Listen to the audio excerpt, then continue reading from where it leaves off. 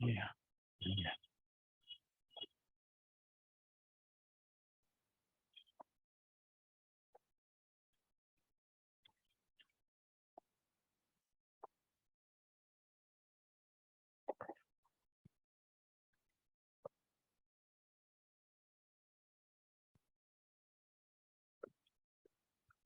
Okay, thermodynamics.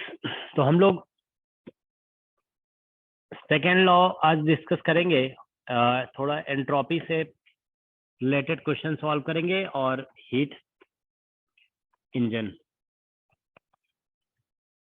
ठीक है, heat engine का स्पेशल केस होगा कार्नोट इंजन। ठीक है। ओके, तो सेकेंड लॉ ऑफ थर्मोडायनेमिक्स, देखिए सेकेंड लॉ ऑफ थर्मोडायनेमिक्स का बहुत सारा स्टेटमेंट होता है। ठीक है ना, जैसे हम लोग ये कहते हैं ना, सेकेंड लॉ का एक स्टेटमेंट होता है कि heat can not flow from lower temperature to higher temperature, ये भी एक स्टेटमेंट है। ठीक है ना। एक स्टेटमेंट होता है सेकेंड लॉ का कि जैसे क्या बोलते हैं, नो इंजन, आप लोगों ने पढ़ा होगा शायद ऐसा कि जैसे मान लीजिए ये, हाँ हाँ, no engine can extract heat from a source and convert all of it into work, है ना। इस तरह का भी स्टेटमेंट होता है। तो ये सभी स्टेटमेंट है सेकेंड लॉ ऑफ थर्मोडायनेमिक्स का। लेकिन मेन क्या बोलते हैं स्टेटमेंट जो है वो है बेसिकली, हम लोग इस तरह से कहते हैं ना कि एंट्रोपी। ठीक है, पहले देखो एंट्रोपी का डेफिनेशन देते हैं। एंट्रोपी इज इक्वल टू, हम लोग इस तरह से डिफाइन करते हैं, डी क्यू बाई टी। ठीक है ना, D Q by T integration. तो जब भी हमें एंट्रोपी कैलकुलेट करना है, एंट्रोपी का बस इस तरह से, तो डी क्यू जो होगा वो heat given to a system होगा। ठीक है ना, और इसका टेम्परेचर टी है, इसको इंटीग्रेट कर देंगे from some initial temperature to final temperature. तो जब भी अगर एंट्रोपी निकालने के लिए बोला जाता है किसी भी सिस्टम के लिए, तो हम लोग इस तरह से कैलकुलेट कर सकते हैं। तो मतलब इन शॉर्ट ऐसा कह सकते हो, देखो अगर जैसे मान लीजिए कोई सिस्टम है, हम लोग ये कन्वेंशन जानते हैं ना कि हीट अगर दिया जा रहा है सिस्टम में तो ये पॉजिटिव होता है, अगर हीट सिस्टम से बाहर निकल रहा है तो उस केस में क्यू नेगेटिव होता है। तो इस बेसिस पे हम लोग कह सकते हैं कि जो चेंज इन एंट्रोपी होगा ना वो बेसिकली पॉजिटिव भी हो सकता है, जीरो भी हो सकता है और नेगेटिव भी हो सकता है, मतलब किसी सिस्टम के लिए। ठीक है ना, अगर हम किसी सिस्टम की बात करें तो उस, देखो सिस्टम में अगर आप हीट दे रहे हो तो चेंज इन एंट्रोपी कैसा होगा, पॉजिटिव होगा। सिस्टम में हीट नहीं दे रहे हो तो चेंज इन एंट्रोपी जीरो हो जाएगा। और हीट अगर निकाल रहे हो सिस्टम से तो चेंज इन एंट्रोपी नेगेटिव हो जाएगा। तो change in entropy positive negative zero सभी हो सकता है। ठीक है ना। अब लेकिन देखिए क्या है कि सिस्टम हम किसे कंसीडर कर रहे हैं उस पर भी डिपेंड करता है। जैसे मान लीजिए पूरे यूनिवर्स को ही अगर हम सिस्टम ले लें तो फिर सिचुएशन थोड़ा अलग होता है। ठीक है ना, तो अभी हम किसी पर्टिकुलर सिस्टम के बारे में बात कर रहे हैं। ठीक है ना, आप समझ गए ना, पॉजिटिव कब होगा, नेगेटिव कब होगा, जीरो कब होगा। हीट अगर बाहर निकालोगे तो क्या होगा, हाँ नेगेटिव हो जाएगा चेंज इन एंट्रोपी। हीट दे रहे हैं तो चेंज इन एंट्रोपी पॉजिटिव हो जाएगा। ठीक है ना, और कुछ भी हीट नहीं दे रहे, मतलब आप ऐसा कह सकते हो किसी सिस्टम का चेंज इन एंट्रोपी जो है आइडियबेटिक, मान लीजिए किसी सिस्टम का एंट्रोपी है। ठीक है ना, this is for some system. ठीक है, जिसमें आइडियबेटिक प्रोसेस हो रहा है, आइडियबेटिक। तो आइडियबेटिक प्रोसेस है तो उसमें आप जानते हो कोई भी हीट दिया नहीं जा रहा है तो चेंज इन एंट्रोपी कितना हो जाएगा, जीरो हो जाएगा। ठीक है ना, तो ये बेसिकली कुछ बेसिक कॉन्सेप्ट्स हैं। तो मतलब देखो अभी हम ये मानकर चल रहे हैं ना कि कोई एक सिस्टम है, मतलब सिस्टम के अंदर कोई कंपोनेंट्स नहीं है। जैसे अब सिस्टम जो होता है ना, मतलब ये हम बेसिकली वन सिस्टम की बात कर रहे हैं। अब सिस्टम के अंदर जो है ना बेसिकली ऐसा होता है कि एक ही सिस्टम में दो पार्ट होते हैं। जैसे मान लीजिए अगर सपोज करो हम ऐसे कह दें कि मान लो हमारा यहाँ पे जो जो भी हम बात कर रहे हैं ना, ये वन सिस्टम की बात कर रहे हैं कि एक ही सिस्टम है। जैसे मान लीजिए वाटर है तो सिर्फ वाटर है, आइस और वाटर दोनों नहीं है। अगर ऐसा होगा ना कि मान लीजिए आइस भी है और वाटर भी है, तो ऐसा हो सकता है कि जैसे मान लीजिए ये आइस है और ये वाटर है। ठीक है ना, यहाँ पे वाटर है। अब दोनों आप कंसीडर कर रहे हो कि दोनों को हम कंबाइन कर रहे हैं। अब इसको एज ए होल एक सिस्टम मानोगे आप, तो क्या होगा, इसमें सिस्टम में दो कंपोनेंट्स हैं। ठीक है, देयर आर टू कंपोनेंट्स। तो अब इसमें ऐसा हो सकता है ना कि आइस मान लीजिए हीट लूज कर रहा है, वाटर हीट गेन कर रहा है, या फिर मान लीजिए वाटर हीट लूज कर रहा है, आइस इज गेनिंग। तो यहाँ पे हीट का एक्सचेंज हो रहा है, तो यहाँ पे सिस्टम में दो पार्ट है। तो इसमें जानते हो फिर क्या बोलते हैं, ये वाले स्टेटमेंट अप्लाई नहीं भी हो सकते। हम एक ही कंपोनेंट है सिस्टम में। अगर जैसे मान लो, मतलब अगर सपोज करो आइडियल गैस है तो वन टाइप ऑफ गैस है सिर्फ। ठीक है ना, देयर इज ओनली मान लीजिए एक कंटेनर है, कंटेनर में गैस है ना, सिर्फ वन टाइप ऑफ गैस है, ठीक है ना, तो उस तरह की बात हम लोग कर रहे हैं, ठीक है। वन टाइप ऑफ गैस है, उसमें कोई हीट आपने नहीं दिया, तो मतलब एंट्रोपी चेंज कितना होगा, जीरो होगा। तो one one type of system है ये, ठीक है ना। लेकिन अगर सिस्टम में ऐसा होगा ना, दो तीन टाइप के मिक्स है, तो एक हीट लूज करेगा तो दूसरा क्या होगा, हीट गेन करेगा, ऐसा भी हो सकता है, ठीक है ना। तो उस केस में फिर ये स्टेटमेंट अप्लाई नहीं होता है, ठीक है ना। ऑलराइट, तो अब हम लोग देखो यहाँ पे, तो ये जो फॉर्मूला है ना, वो किसी भी सिस्टम के लिए अप्लाई, एक पर्टिकुलर केस में अप्लाई कर सकते हो। जैसे मान लीजिए इसको आप अप्लाई कर सकते हो वाटर के लिए, फिर इसी को अप्लाई कर सकते हो आइस के लिए, लेकिन ऐसा नहीं कर सकते हो कि आइस और वाटर के लिए एक ही बार में इससे एंट्रोपी चेंज नहीं निकलेगा। अगर मान लीजिए एक मिक्सचर है जिसमें आइस भी है और वाटर भी है, तो आपको इसको पहले अप्लाई करना होगा आइस के लिए, फिर इसी को अप्लाई करना होगा वाटर के लिए। एक ऐसा कोई भी रूल नहीं है कि एक ही बार में दोनों का निकल जाएगा, ठीक है ना। तो हम जो भी ऐसा यहाँ पे जो बात कर रहे हैं ना, वन टाइप ऑफ सिस्टम की बात कर रहे हैं कि वन टाइप ऑफ सिस्टम में हीट दोगे तो पॉजिटिव चेंज आएगा, नहीं दोगे तो जीरो आएगा, और अगर क्या बोलते हैं बेसिकली हीट निकाल लेंगे तो नेगेटिव आ जाएगा। Is that okay? तो अगर देखिए मान लीजिए हम सपोज करो a system consist of mix more than two components, ठीक है ना, जैसे आइस है, वाटर है, ठीक है ना, इस तरह से। तो उस केस में फिर देखो हम एक जनरल स्टेटमेंट डिफाइन किया जाता है कि डेल्टा एस जो होता है ना, ये किसी आइसोलेटेड सिस्टम का, ठीक है ना, डेल्टा एस किसी आइसोलेटेड सिस्टम, कोई आइसोलेटेड सिस्टम है, तो ये हमेशा ग्रेटर और इक्वल टू जीरो हो सकता है, ठीक है ना। तो ये हम लोग बोलते हैं this is called second law of thermodynamics. इसी को सेकेंड लॉ ऑफ थर्मोडायनेमिक्स बोलते हैं। अब ये ग्रेटर देन जीरो जो वर्ड आ रहा है ना, ये होता है फॉर इरिवर्सिबल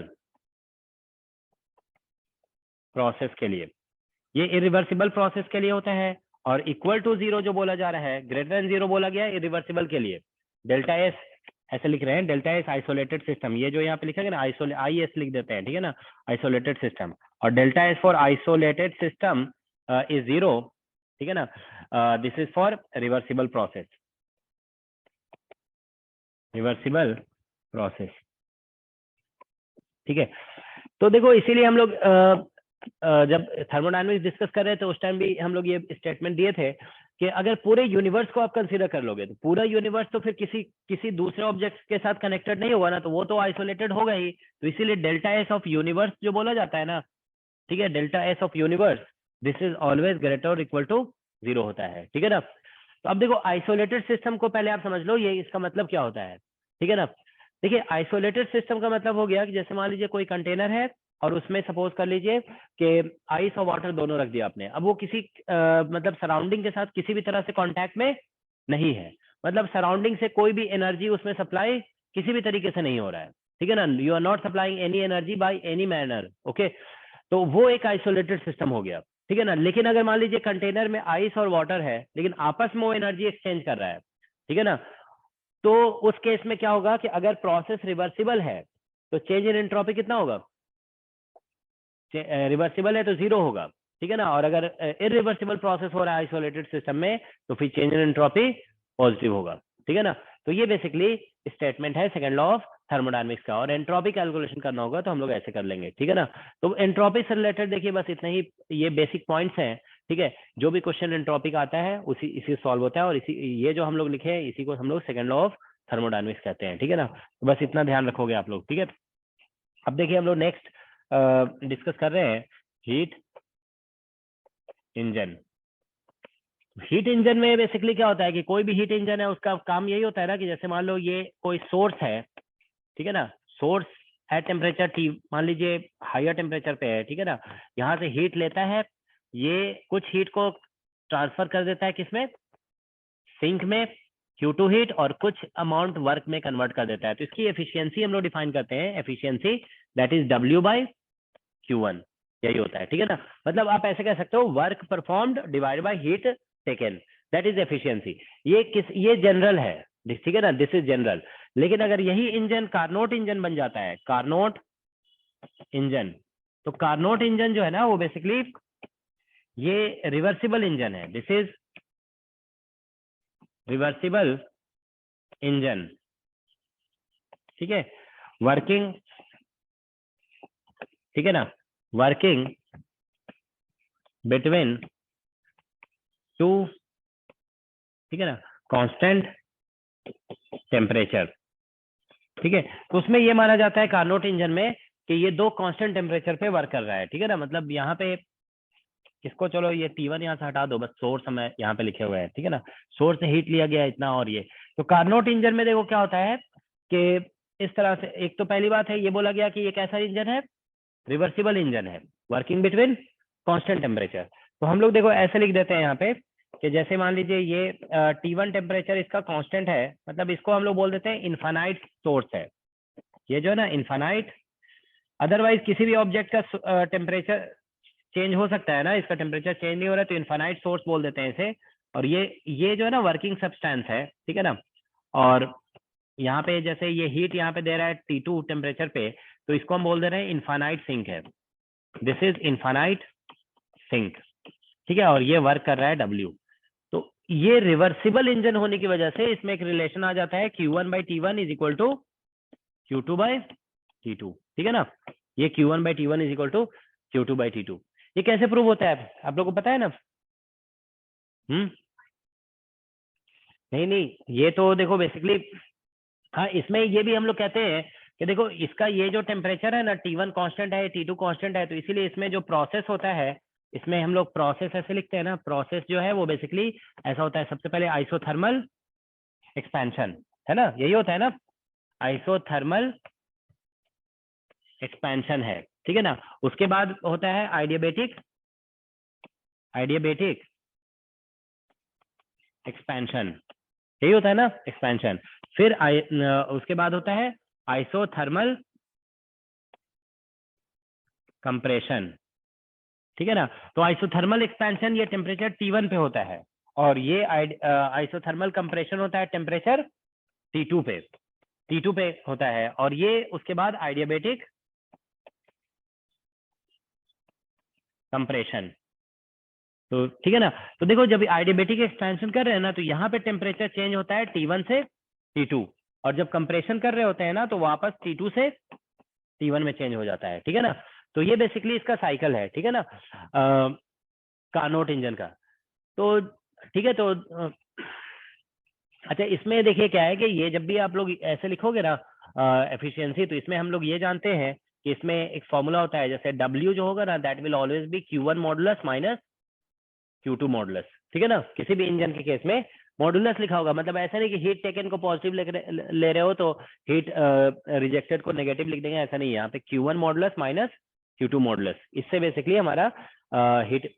ठीक है, तो ये बस दो रिलेशन होता है हीट इंजन के लिए, और कार्नोट इंजन में मतलब ये सभी कुछ अप्लाई होगा, all this things will apply for Carnot engine also, but उसमें एक्स्ट्रा क्या होगा, Q1/T1 is equal to Q2/T2। ठीक है ना, तो ये आने की वजह से, ठीक है ना, एफिशिएंसी का फॉर्मूला जैसे यहाँ पे W इसको लिखते हैं ना, तो इसमें एफिशिएंसी देखो ऐसे बन जाता है 1 माइनस और Q2/Q1 बनता है, तो इसमें भी एफिशिएंसी ऐसा ही होगा, 1 माइनस और Q2/Q1 इसमें भी आएगा, लेकिन इसको हम चाहते हैं तो ऐसे भी लिख सकते हैं 1 माइनस और T2/T1, ऐसे भी लिख देते हैं। ठीक है ना, तो ये भी एफिशिएंसी का फॉर्मूला बनता है। ठीक है ना, तो इंजन से रिलेटेड देखिए यही बेसिक कॉन्सेप्ट हैं। ठीक है, कार्नोट इंजन से क्वेश्चन आता है, और बेसिक इंजन का कॉन्सेप्ट ये है। ठीक है ना, ऑलराइट, इसमें जानते हो ये जो फॉर्मूला है ना, ये एक लाइन में प्रूव होता है, दिस फॉर्मूला किसी को ध्यान में आ रहा है कैसे होता है?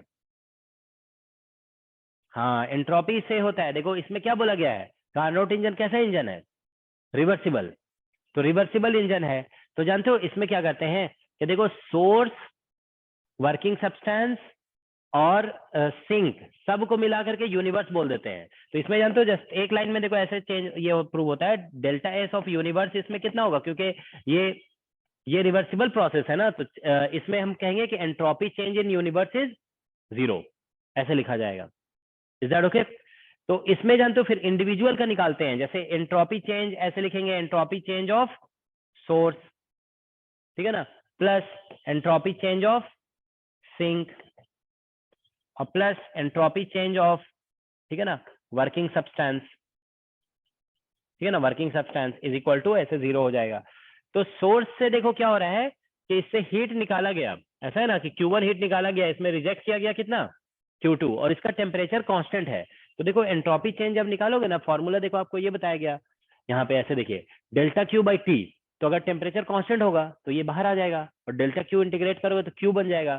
तो अगर कांस्टेंट टेम्परेचर पे एंट्रोपी चेंज निकाल रहे हो तो सिंपली क्या बनेगा, Q by T.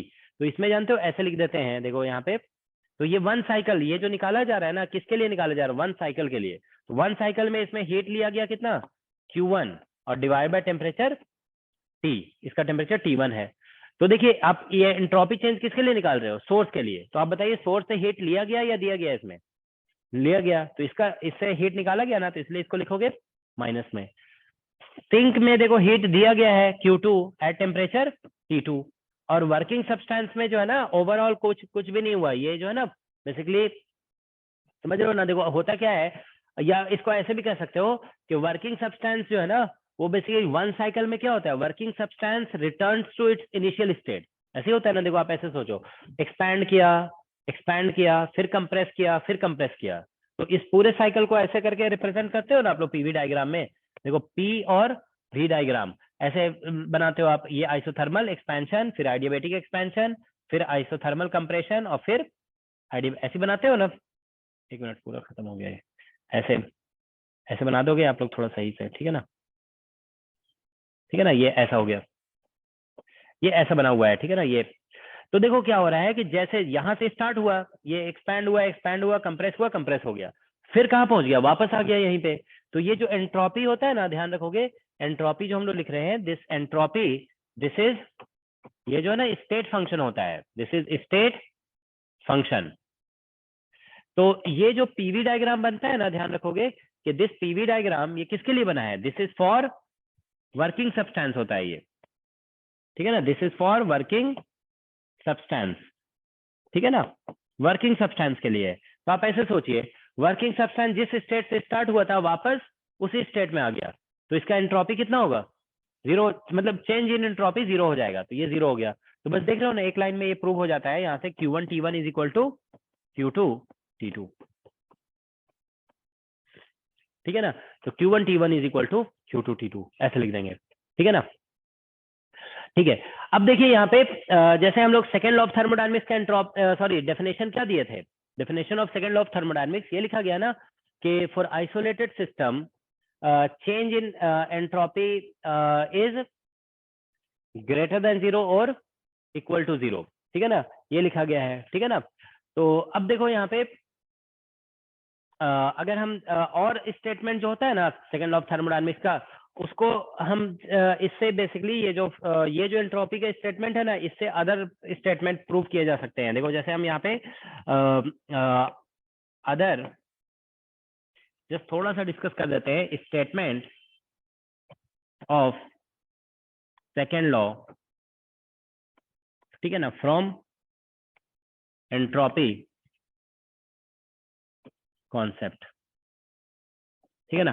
Entropy concept से देखो अदर स्टेटमेंट को हम लोग डिस्कस कर रहे हैं, ठीक है ना। देखो कैसे होगा, जैसे मान लीजिए एक कोई ऑब्जेक्ट है, ठीक है ना, ये दूसरा ऑब्जेक्ट है, ठीक है ना, this is at temperature T1 और ये टेम्परेचर T2 पे है, ठीक है ना। और हम मान लेते हैं कि T1 is greater than T2, is that okay. और ये किसी मतलब ये समझ लो ऐसे करके आइसोलेट किया हुआ है, ठीक है ना, ये ऐसा जो है ना इस तरह से आइसोलेटेड है, कहीं पे भी हीट वगैरह लूज नहीं हो रहा है, तो मतलब ये दोनों आइसोलेटेड मिलकर के एक आइसोलेटेड सिस्टम बना रहा है, ठीक है ना। तो अब देखो हम ये मान लेते हैं ना कि इधर से इधर हीट फ्लो हो रहा है, ठीक है ना, कहाँ से कहाँ फ्लो हो रहा है, T2 से T1, ये हीट इधर फ्लो कर गया, ठीक है ना। तो हम ये मान लेते हैं, देखो let Q heat flows from, या DQ बोल दो, बहुत छोटा सा हीट है, so that temperature almost remains constant. तो DQ हीट मान लिया कि बहुत छोटा अमाउंट ऑफ हीट जो है ना फ्लो किया फ्रॉम T2 टू T1, या मान लो फ्रॉम ये मान लो ऑब्जेक्ट ये सिस्टम ए है और ये सिस्टम बी है, तो हम मान लो B टू A कर देते हैं।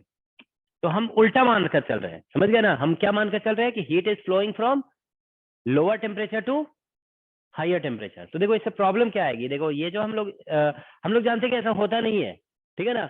तो अब क्वेश्चन ये अराइज होता है कि ये ऐसा क्यों नहीं होता है। तो इस मतलब मैथमेटिक्स का कौन सा रूल या फिजिक्स का कौन सा रूल इसको मतलब रेस्ट्रिक्ट करता है। तो हम लोग क्या करेंगे, यहाँ पे एंट्रोपी चेंज निकालेंगे, ठीक है ना, entropy change of this whole system. तो इसमें एंट्रोपी चेंज ऐसे निकालना पड़ेगा, एंट्रोपी चेंज ऑफ फर्स्ट या ए बोल सकते हो plus entropy change of B बोल सकते हो, ऐसा।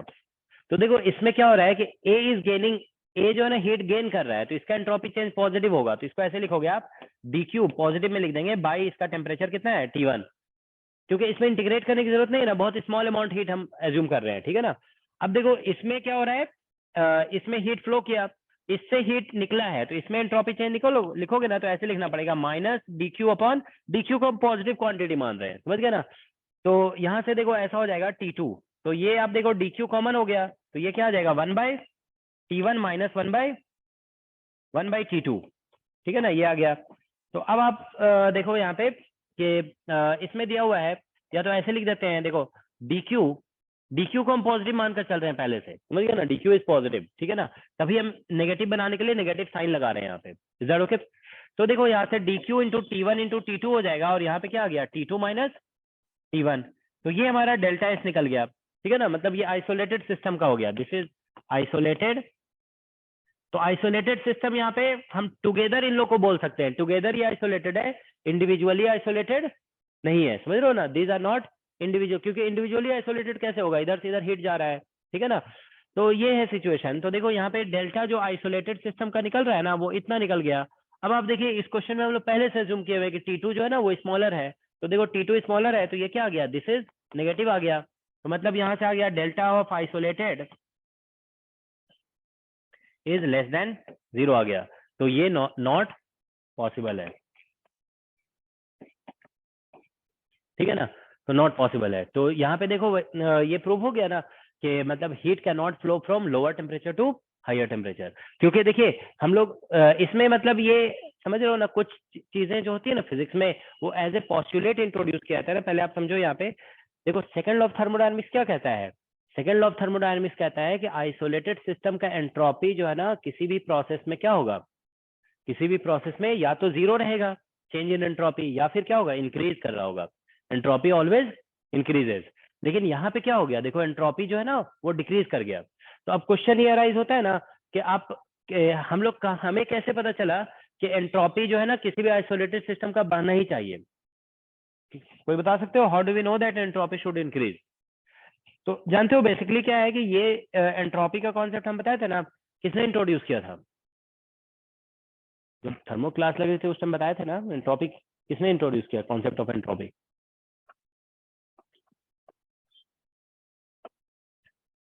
भूल ही गए,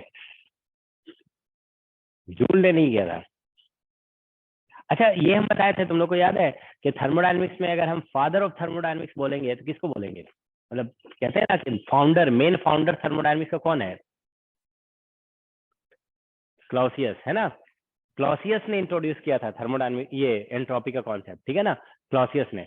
तो देखो क्या है कि क्लॉसियस, देखो कोई भी फिजिक्स जो हम लोग पढ़ते हैं ना वो किसी ना किसी पर्सन से ही लिंक्ड है, ठीक है ना। अब क्या है कि उस पर्सन ने कितना टाइम लगाया, मतलब कहते हैं कि इसमें भी एंट्रोपी के बारे में पढ़ोगे ना तो पता चलेगा कि उसने लगभग इसके बारे में जो है ना लगभग 15 साल तक सोचा है एंट्रोपी के बारे में। जैसे आइंस्टाइन के बारे में बोलते हैं ना कि स्पेशल थ्योरी ऑफ रिलेटिविटी, लगभग 10 साल से वो सोच रहे थे उसके बारे में, ठीक है ना। तो he also thought about it for about 15 years. In fact जानते हो एंट्रोपी का ये बताए थे आपको कि एंट्रोपी का कॉन्सेप्ट इंट्रोड्यूस करने में, समझ रहे हो ना, और उसको नेम करने में ही 10 साल का गैप है। एंट्रोपी कॉन्सेप्ट जो फॉर्मूला है ना डेल्टा क्यू बाई टी, उसने लिख दिया, ठीक है ना, डेल्टा एस इक्वल टू, ठीक है ना, लेकिन उसका नाम दिया 10 साल के बाद जाकर एंट्रोपी, ठीक है ना। तो मतलब वो 10 साल तक इसके ऊपर थिंक करते रहे, समझ गया ना। तो जानते हो उसने बहुत सोच समझ के बताया कि नेचर में जितने भी प्रोसेस होते हैं ना, जितने भी प्रोसेस है नेचर में, वो सारे प्रोसेस जो है ना ऐसे होते हैं जिसमें आइसोलेटेड सिस्टम का एंट्रोपी या तो बढ़ता है या फिर अनचेंज रहता है। 0 होगा, डेल्टा एस 0 होगा तो क्या होगा, उसको बोलोगे अनचेंज होगा। अब वो कभी भी आइसोलेटेड सिस्टम का एंट्रोपी कभी भी घटता नहीं है, ठीक है ना, उसने ये कहा, ठीक है ना, वो बहुत सोच समझ के बोला, ठीक है ना।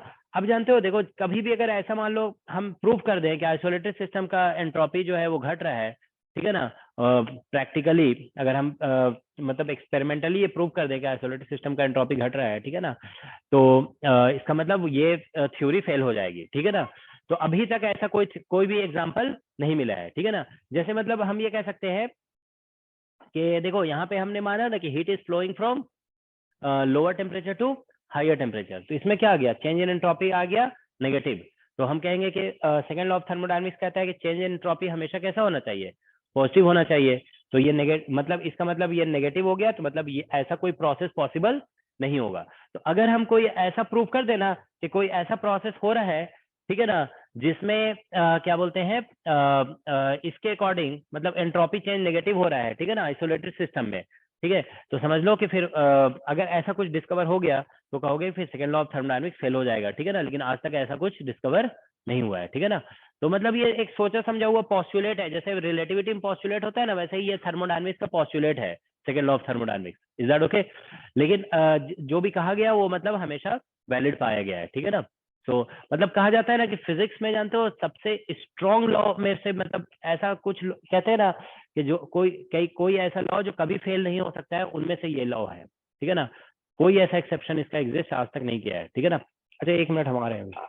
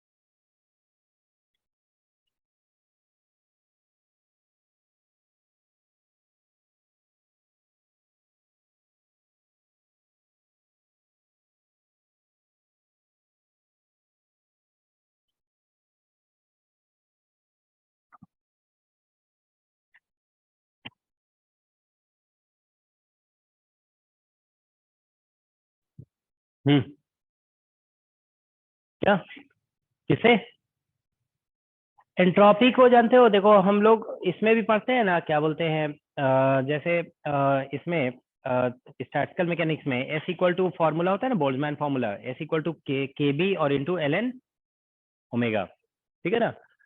तो इसको जानते हो मतलब एंट्रोपी को जनरली जो है ना नंबर ऑफ माइक्रो स्टेट से रिलेट करते हैं, ठीक है ना, कि कितने मतलब उसके अरेंजमेंट, ठीक है ना, कितने अरेंजमेंट उसमें पॉसिबल है उससे। तो अब जनरली स्टूडेंट कई लोग ऐसे बोल देते हैं कि रैंडमनेस ज्यादा होगा तो अरेंजमेंट ज्यादा होगा, ठीक है ना। तो इस सेंस में मतलब बोल दिया जाता है कि entropy is related to randomness, ठीक है ना। लेकिन एक्चुअल में जानते हो एंट्रोपी जो क्लॉसियस ने इंट्रोड्यूस किया था ना, तो उसने इसको लिंक किया था मतलब कि इंटरनल किसी सिस्टम में कितने ट्रांसफॉर्मेशन हो सकते हैं, समझ गए ना। अगर किसी सिस्टम में इंटरनल ट्रांसफॉर्मेशन पॉसिबल नहीं है तो उसका एंट्रोपी जीरो होगा, समझ गए ना। ये क्या है, नंबर ऑफ माइक्रो स्टेट्स का मतलब नंबर ऑफ ट्रांसफॉर्मेशन अरेंजमेंट हो गया।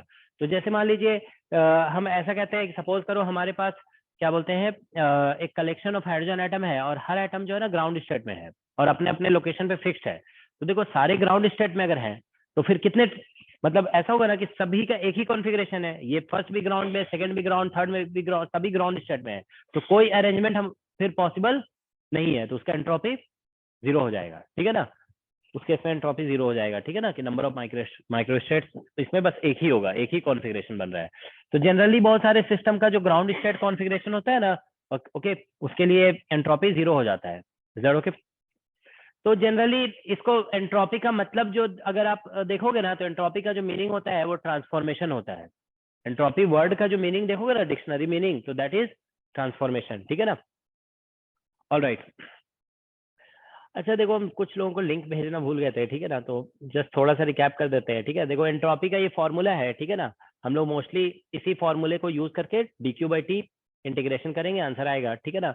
और कुछ क्वेश्चन हम लोग हीट इंजन वगैरह का डिस्कस करेंगे। हीट इंजन का एफिशिएंसी हम लोग डिफाइन करते हैं work done upon heat taken, ठीक है ना। और work done is equal to होता है heat taken minus heat rejected, ठीक है ना। तो अगर कार्नोट का क्वेश्चन होगा तो उसमें बस एक एक्स्ट्रा टर्म आ जाता है, ठीक है ना, कि Q1/T1 is equal to Q2/T2। Carnot engine ध्यान रखोगे एक रिवर्सिबल इंजन है।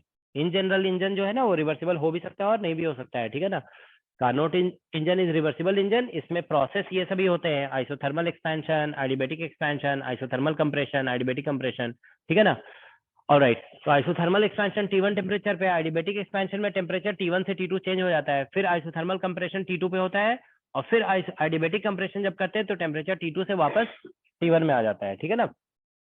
ऑलराइट, तो ठीक है, तो कार्नोट इंजन का क्वेश्चन जब भी होगा तो Q1/T1 Q2/T2 लगा सकते हो, अदरवाइज हम लोग अदर इंजन में ये नहीं लगा सकते हैं, ठीक है ना। अदर इंजन में बस डायरेक्ट दो ही फॉर्मूला होगा हमारे पास, ठीक है ना। ऑलराइट, ठीक है। अब देखो एक हम लोग डिस्कस किए थे, there is something called refrigerator. तो रेफ्रिजरेटर में क्या होता है, रेफ्रिजरेटर में जस्ट अपोजिट, ये अपोजिट ऑफ हीट इंजन है। इसमें क्या होता है कि इट ट्रांसफर हीट, मतलब ये मान लीजिए हाई सर टेम्परेचर पे कितना हो है। चुका? बस अभी थोड़ा सा इंट्रोड्यूस किए थे। सर क्लास कितने बजे शुरू हुआ था? क्लास स्टार्ट हुआ 45 के आसपास।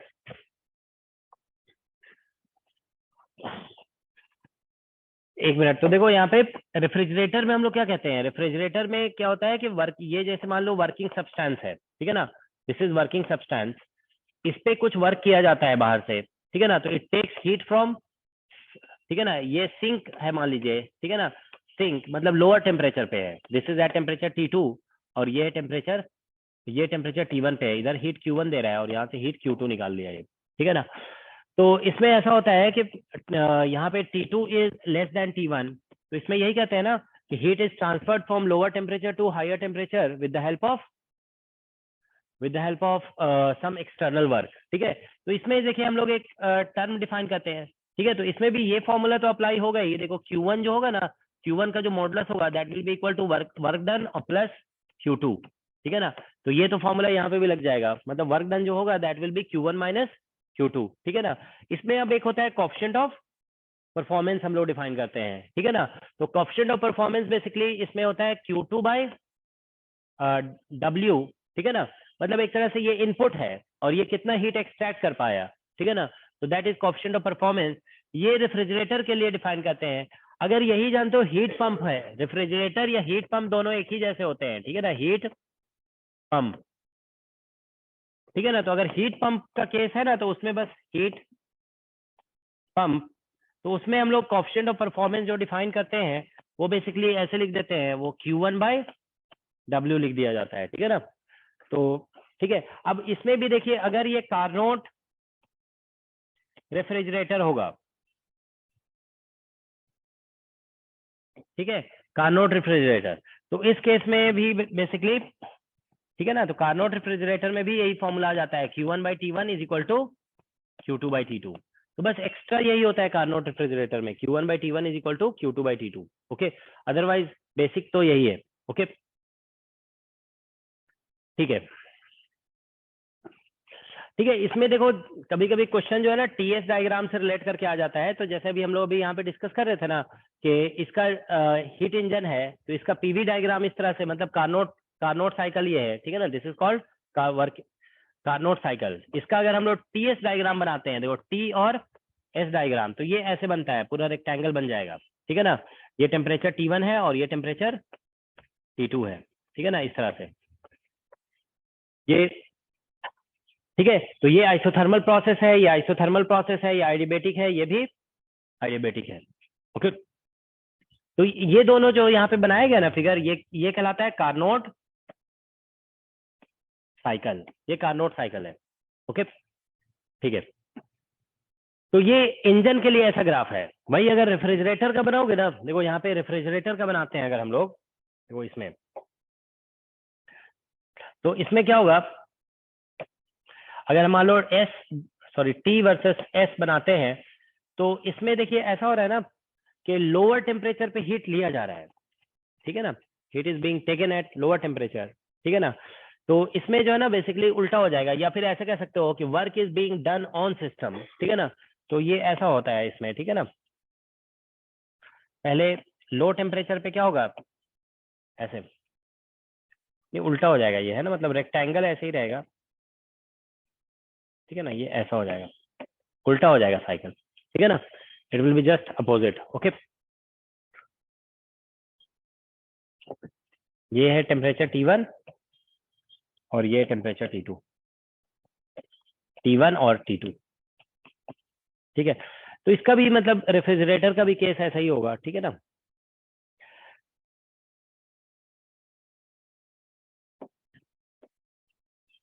ठीक है, तो इसमें जानते हो, देखो ये जो एरिया निकलता है ना, ध्यान रखेंगे, ये area, this area is actually equal to work done, ये वर्क डन के इक्वल होता है, ठीक है ना, दोनों इसमें भी, ठीक है ना।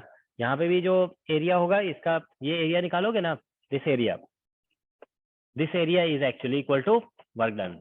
और इसमें तो जानते ही हो, इसमें पीवी डायग्राम में तो होता ही है ये, दिस इज वर्क डन, ठीक है ना। अगर आप इसका पीवी डायग्राम बनाओगे ना, जैसे अभी देखो ये ऐसा करके क्लॉकवाइज है, हम प्रीवियस क्लास में बता रहे थे ना, क्लॉकवाइज अगर बनता है तो ये पॉजिटिव वर्क डन होता है, और एंटी क्लॉकवाइज होता है तो नेगेटिव वर्क डन। तो यहाँ पे work is being done on system हो रहा है ना, देखो सिस्टम मतलब इसमें रेफ्रिजरेटर में हम लोग वर्किंग सब्सटेंस पे वर्क कर रहे हैं बाहर से, देखो ये, तो इसमें वर्क डन नेगेटिव होगा, तो इसका पीवी डायग्राम भी बनाओगे ना, तो उसमें जैसे क्लॉकवाइज था इसमें एंटी क्लॉकवाइज हो जाएगा, ठीक है ना, बस इतना डिफरेंस होगा, ठीक है ना। ऑलराइट, तो चलो बस इतना ही है इसमें, ठीक है ना। अब इस पे हम लोग प्रॉब्लम डिस्कस करते हैं, ये तो जस्ट रिकैप कर दिए है ना, सुनाओ प्रॉब्लम। तो एंट्रोपी और हम लोग सेकेंड लॉ ऑफ थर्मोडायनेमिक्स के क्वेश्चन डिस्कस करेंगे, ठीक है ना।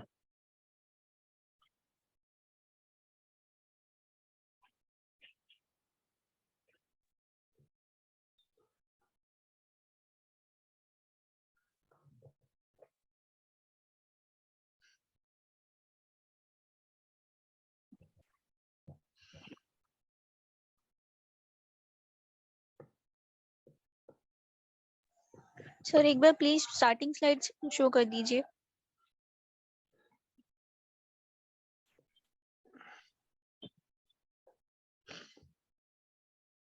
ये तो देखो अभी रिकैप किया गया है, पहले ये सब आप लोग को पढ़ाया जा चुका है, ठीक है ना, जस्ट रिकैप है ये।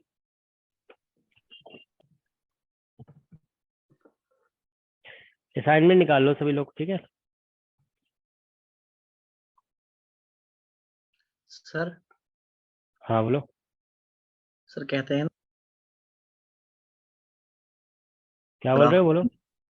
अगर रेफ्रिजरेटर का डोर ओपन करेंगी टेम्परेचर ऑफ रूम जो है वो तुम्हारा इंक्रीज। आवाज नहीं आ रहा, फिर से बोलो। सर कहते हैं ना कि if you open the door of A refrigerator temperature of room does not decrease. ऐसा क्यों होता है? तो रूम ही तो देखो सोर्स और सिंक दोनों बन जाता है ना। अच्छा देखो ऐसा होता है ना, देखो एक स्टूडेंट ये पूछ रहे हैं कि अगर हम रेफ्रिजरेटर का डोर ओपन करके छोड़ देते हैं, कभी ऐसा किया है क्या तुम लोगों ने, रेफ्रिजरेटर का रूम डोर अगर ओपन करके छोड़ते हैं तो क्या रूम ठंडा होता है? हाँ,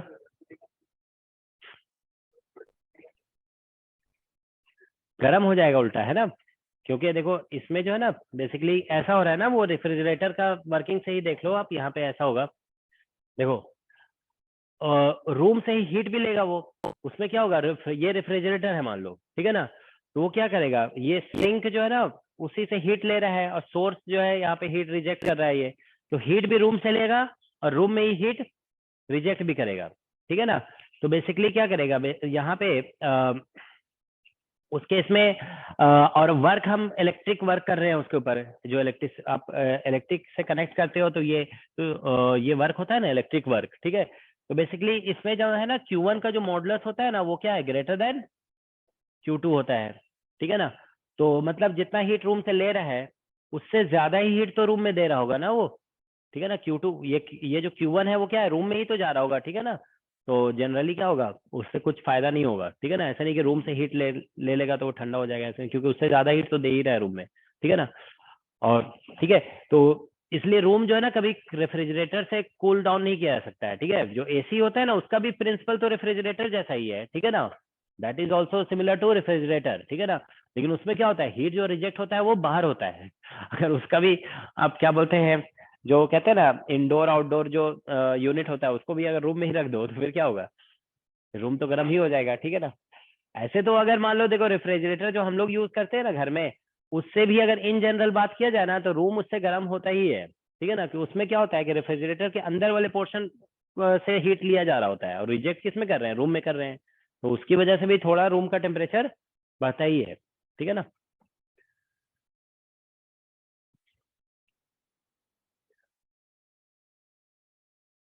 ठीक है, तो देखो इसमें असाइनमेंट देखो इस तरह से लिखा हुआ है। एक तो कार्नोट थ्योरी के कुछ क्वेश्चन हम लोग डिस्कस कर ही चुके हैं, ठीक है ना।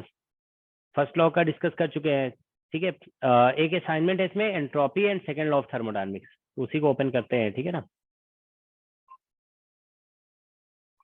तो कुछ क्वेश्चन रैंडमली जो है ना इससे डिस्कस करते हैं, ठीक है। फिर रिमेनिंग तुम लोग अटेम्प्ट करके आओगे, फिर हम लोग डिस्कस करेंगे, ठीक है। ऑल राइट, तो कोई ऐसा क्वेश्चन है कि जो तुम लोगों ने अटेम्प्ट किया हो, नहीं हुआ है, तो फिर हम उसे डिस्कस कर सकते हैं, ठीक है ना। चलो फर्स्ट क्वेश्चन से देखते हैं क्या है। देखो फर्स्ट क्वेश्चन देखो जरा, आईएससी का है, 2011 का क्वेश्चन है सब सभी के पास। आईएससी लिखा हुआ है ना उसमें 2011, ठीक है। इसमें लिखा हुआ है देखो, in a certain process temperature T of and entropy are related by T is proportional to S to the power n, where n is a number. What is the heat capacity in terms of, ठीक है, in terms of entropy of this process. heat capacity निकालने के लिए बोला गया है, in terms of entropy of this process, ठीक है। तो देखो क्वेश्चन जो बोला गया है इसमें, ठीक है ना, वो बोला गया है T is proportional to, question number 1 है ये, T is proportional to S to the power n, ठीक है। तो what is the heat capacity, ये क्या तुम लोग कर रहे हो आशु। कुछ बच्चों के अंदर जो है ना, मतलब वो इसमें जो है ना क्या करते हैं, शेयर करते हैं ना स्क्रीन, उसमें ऐसे ऐसे पेन से सॉरी सर, वो गलती से हो गया था टच। तो देखो इसमें क्या लिखा है, T is proportional to S to the power n लिखा गया है, what is the heat capacity in terms of entropy of the this process, ठीक है ना। तो बस इतना लिखा है, T is proportional to S। अब हमें हीट कैपेसिटी, तो देखो हीट कैपेसिटी हम ऐसे डिफाइन करते हैं ना, dq by dt, ऐसे लिखते हैं, यही लिखते हैं ना। तो हमें पहले निकालना पड़ेगा इससे मतलब कुछ dq by dt का टर्म निकालते हैं इससे, ठीक है ना। तो देखो यहाँ से जो है ना, जैसे अगर हम s निकाल ले, s निकालेंगे ना, तो कितना निकलेगा, s इज इक्वल टू निकल जाएगा t to the power 1/n, मतलब सम कांस्टेंट मान लो, ऐसे निकाल दिए, ठीक है ना, ऐसे लिख सकते हैं। तो इससे जो है ना हमारा s इक्वल टू हम लोग क्या लिखते हैं, dq by t, ऐसे लिखते हो ना, मतलब नहीं, इसका इंटीग्रेशन होता है बेसिकली, डेल्टा s जो है ना हम लोग, नहीं ये तो s ही तो लिखा हुआ है इस क्वेश्चन में, s ऐसे लिखा हुआ है, ठीक है ना। तो ऐसा करो, इससे अगर हम ds निकाल लेते हैं, तो ऐसा करो इससे ds निकालते हैं, तो ds इक्वल टू कितना निकलेगा, ds इज इक्वल टू हो जाएगा k, ऐसा करते हैं ना, देखो ds, तो ds k और ये हो जाएगा 1/n और t to the power 1/n minus, देखो ये सभी मैनिपुलेटिव क्वेश्चन है, ठीक है। हमारे पास टारगेट है, देखो t और s का रिलेशन दिया हुआ है, ये वाली चीज निकालना है। अब कुछ मैनिपुलेशन करते जाना है, इसका कोई मेथड नहीं होता है, समझ गया ना। आपको कुछ भी मतलब अप्लाई करते जाना है, कॉन्सेप्ट देखना है वो आ सकता है कि नहीं। तो देखो ds ऐसे निकल गया। अब ds हम लोग जानते हैं ना, ds को हम लिख सकते हैं ऐसे dq by t, ऐसे लिखते हैं। अच्छा सॉरी, इसको डिफरेंशिएट करोगे तो यहाँ पे क्या आएगा, एक dt भी तो आएगा ना, ऐसा आएगा। Is that all right.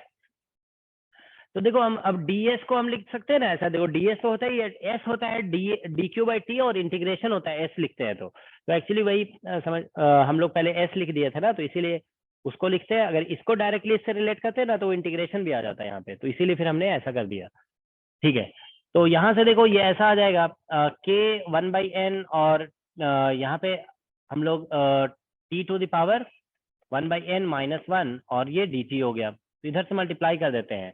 तो देखो dq by, और ये वाला dt जो है ना नीचे ले आते हैं, और ये वाला t इधर मल्टीप्लाई कर देते हैं, तो कितना आ जाएगा, k और 1/n और t to the power 1/n, ऐसा होगा ना, t से मल्टीप्लाई होगा तो ऐसा हो जाएगा। Is that all right? तो देखो यहाँ पे k और t to the power 1/n क्या लिखा हुआ है, s। यहाँ पे ऐसा था ना, s प्रोपोर्शनल टू n, तो हम t proportional to s to the power n, तो हम s निकाल लिए, कांस्टेंट प्रोपोर्शनलिटी लगा दिए थे। तो अब देखो k और t to the power 1/n क्या बन जाएगा, तो dq/dt इज इक्वल टू, ये हमारा ये k और ये मिलकर के s हो गया और डिवाइड बाय क्या हो गया, ये 1/n। Is that okay? तो यही dq/dt तो हमारा हीट कैपेसिटी है ना, हीट कैपेसिटी इसी को बोलते हैं ना। तो ये आंसर आ रहा है s डिवाइड बाय n। तो ये जानते हो क्वेश्चन, आप समझ रहे हो ना, कोई कॉन्सेप्चुअल क्वेश्चन नहीं था। ये क्वेश्चन कैसा था, मैनिपुलेटिव, है ना, थोड़ा बहुत कैलकुलेशन करते जाना है आपको। बस ये देखो टारगेट ये था हमारा, ये टारगेट था, किसी भी तरह से हमको क्या लाना था, dq/dt। तो बस हम उसको ले आए, यहाँ से s था, s एक्चुअली समझ रहे हो ना, s को डायरेक्टली इससे रिलेट करते हैं तो यहाँ इंटीग्रेशन लिखना पड़ता है ऐसे। तो इसीलिए हम इससे पहले क्या निकाले, ds, समझ गया ना, क्योंकि ds होता है dq/t और s क्या होता है, आप समझ रहे हो ना, s जो होगा ना, जैसे एंट्रोपी निकालोगे, टोटल एंट्रोपी, तो क्या, अरे वो डेल्टा s बोलो या s बोलो, ठीक है ना, वो डेल्टा s जैसे से लिखते हैं ना, डेल्टा s, तो हम ऐसे क्या लिखते हैं, dq/t। तो ये मतलब बड़ा चेंज हुआ, बड़ा चेंज। छोटा चेंज लिखोगे ना, ऐसे छोटा चेंज लिखोगे तो क्या होगा, dq/, आप समझते हो ना, डेल्टा का मतलब बड़ा चेंज हो गया, ठीक है ना। और छोटा चेंज क्या होता है, छोटा चेंज होता है, हाँ ठीक है ना, तो dq/t ऐसे लिखोगे, ठीक है ना। तो ये अच्छा, एक चीज आप लोग इसमें चलो लिख लो, यहाँ पे देखो, एक होता है ना, there is something called third law of, ये भी हम लोग यूज करेंगे कभी कभी, thermodynamics. Third law of thermodynamics एक, उसमें हम लोग ये कहते हैं ना कि T टेंड्स टू 0 अगर होगा तो एंट्रोपी शुड टेंड टू 0, ठीक है ना। हाँ, तो ये थर्ड, ठीक है, टेम्परेचर अगर 0 को टेंड कर रहा है तो एंट्रोपी भी 0 को टेंड करेगा। अब इसको रिलेट किया जाता है नंबर ऑफ स्टेप्स वगैरह से, तो वो अभी हम डिस्कस नहीं कर रहे हैं, ठीक है ना। एक इसका जानते हो ना, एक अल्टरनेटिव स्टेटमेंट है कि 0 temperature can not be achieved by finite number of processes. Third law of thermodynamics का एक सिंपल सा स्टेटमेंट ये है कि T tends to 0 then entropy tends to 0, ठीक है ना। फॉर थोड़ा सा अगर प्रिसाइज होगा ना, तो इसको लिखा जाता है फॉर इक्विलिब्रियम स्टेट,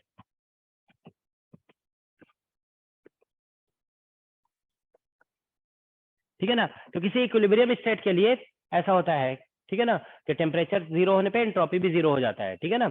लेकिन क्या बोलते हैं, ये इसी स्टेटमेंट का एक अनदर वर्जन है, उसको बोलते हैं कि 0 temperature can not be achieved by finite number of processes. Okay, मतलब क्या है कि 0 टेम्परेचर को अचीव करने के लिए आपको इनफाइनाइट नंबर ऑफ प्रोसेस करना पड़ेगा। देखो इसका मतलब, देखो तो अभी चलो फॉर द टाइम वो ज्यादा इंपॉर्टेंट नहीं है, तो इतना ही सिर्फ लिख लो, ठीक है ना, कि 0 temperature T equal to 0 can not be achieved by finite number of processes, ठीक है ना। फाइनाइट नंबर ऑफ प्रोसेस से आप इसे अचीव नहीं कर सकते हैं, ठीक है ना। ये basically third law of thermodynamics का ही स्टेटमेंट है, ये अल्टरनेटिव स्टेटमेंट है, ठीक है ना। ओके ठीक है, तो ये फर्स्ट क्वेश्चन हो गया। अब हम लोग आते हैं नेक्स्ट क्वेश्चन में, ठीक है ना। नेक्स्ट क्वेश्चन देखो जरा,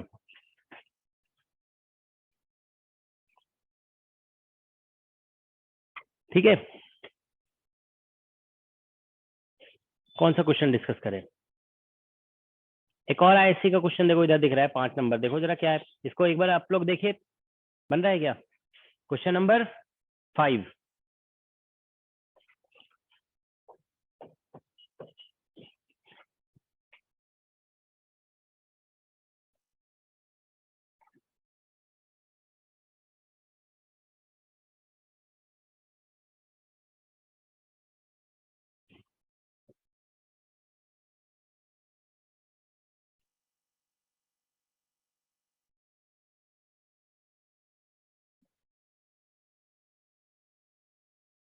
क्वेश्चन नंबर 5 आईएससी वाला क्वेश्चन है ये भी।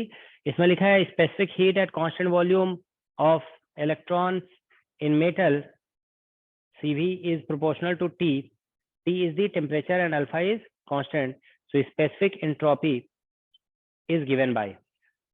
अच्छा, ये रिलेशन तुम लोग को याद आ रहा है, CV proportional to T, हम लोग डिस्कस किए थे इसमें, जब फर्मी गैस डिस्कस कर रहे थे, है ना, उसमें बताया गया था। हाँ, सी आ रहा है। बेसिक क्वेश्चन है ये, देखो CV is equal to alpha T दिया हुआ है, तो हम CV को ऐसे लिख देंगे फिर से, dq बाई dt, यही तो होता है, is equal to alpha T. तो यहाँ से dq, ठीक है ना, इज इक्वल टू निकालोगे ना तो अल्फा, और या ऐसा कर दो, dq बाई इधर t ले आते हैं और इधर ले आते हैं dt, ऐसे कर देते हैं, समझ गया ना। तो देखो dq बाई टी क्या बन जाएगा, केवल t इधर ले आए तो ये बन जाएगा ds। एक मिनट, इसको हटाते हैं स्क्रीन, ठीक है। तो देखो ऐसा हो जाएगा ना, देखो इस क्वेश्चन में CV तो यही जानते हैं, dq बाई dt होता है। अच्छा, ये रूट में लिखा हुआ था, क्या था, अल्फा टी, अच्छा अल्फा टी था, ठीक है।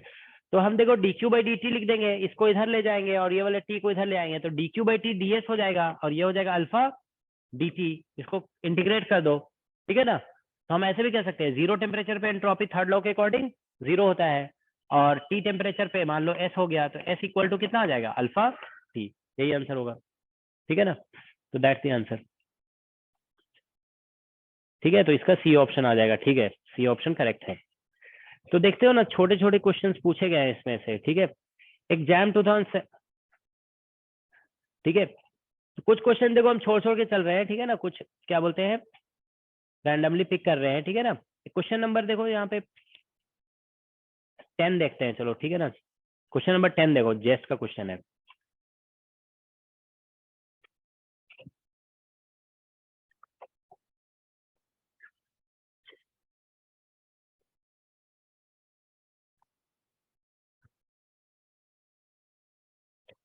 ठीक है,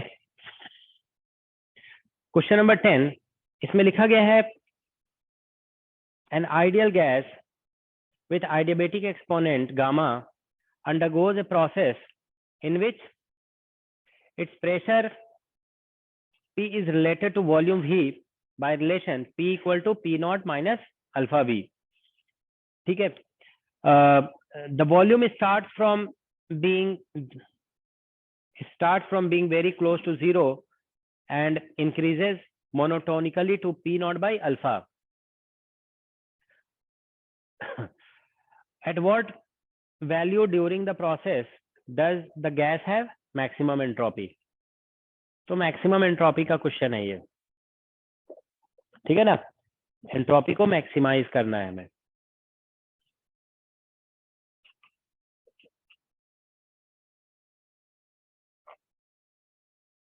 ठीक है। इसमें बोलेगा an ideal gas with adiabatic exponent gamma undergoes a process in which its pressure P is related to its volume V by the relation P equal to P naught minus alpha V, ठीक है। The volume starts being very close to zero and increases monotonically to P naught by alpha, मतलब final volume इतना है। At what value during the process does the gas have maximum entropy, मतलब हमें इसका basically volume का value बताना है, मतलब किस वॉल्यूम पे एंट्रोपी मैक्सिमम होगा, ये बताना है हमें, ठीक है ना। तो देखिए इस क्वेश्चन में प्रोसेस जो है ना, इस तरह से, मतलब प्रेशर इस तरह से चेंज हो रहा है माइनस अल्फा भी, ठीक है। और ये आइडियल गैस है, आइडियल गैस, ठीक है, बस इतना दिया गया है। तो हम लोग देखो इसमें जब ds लिखेंगे ना, ds इक्वल टू, तो dq बाई टी लिख दोगे ऐसे।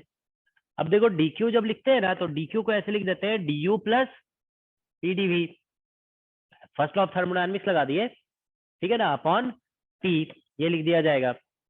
Is that okay? तो जब भी आइडियल गैस वगैरह का कैलकुलेशन करोगे ना, पहले भी जो पढ़ाया गया ना, एक बार आप लोग नोट्स में देख लोगे, इस तरह का क्वेश्चन कराया गया है, ठीक है ना। तो ds जब हम लोग लिखेंगे तो ds is equal to du, तो du जो है ना हमारा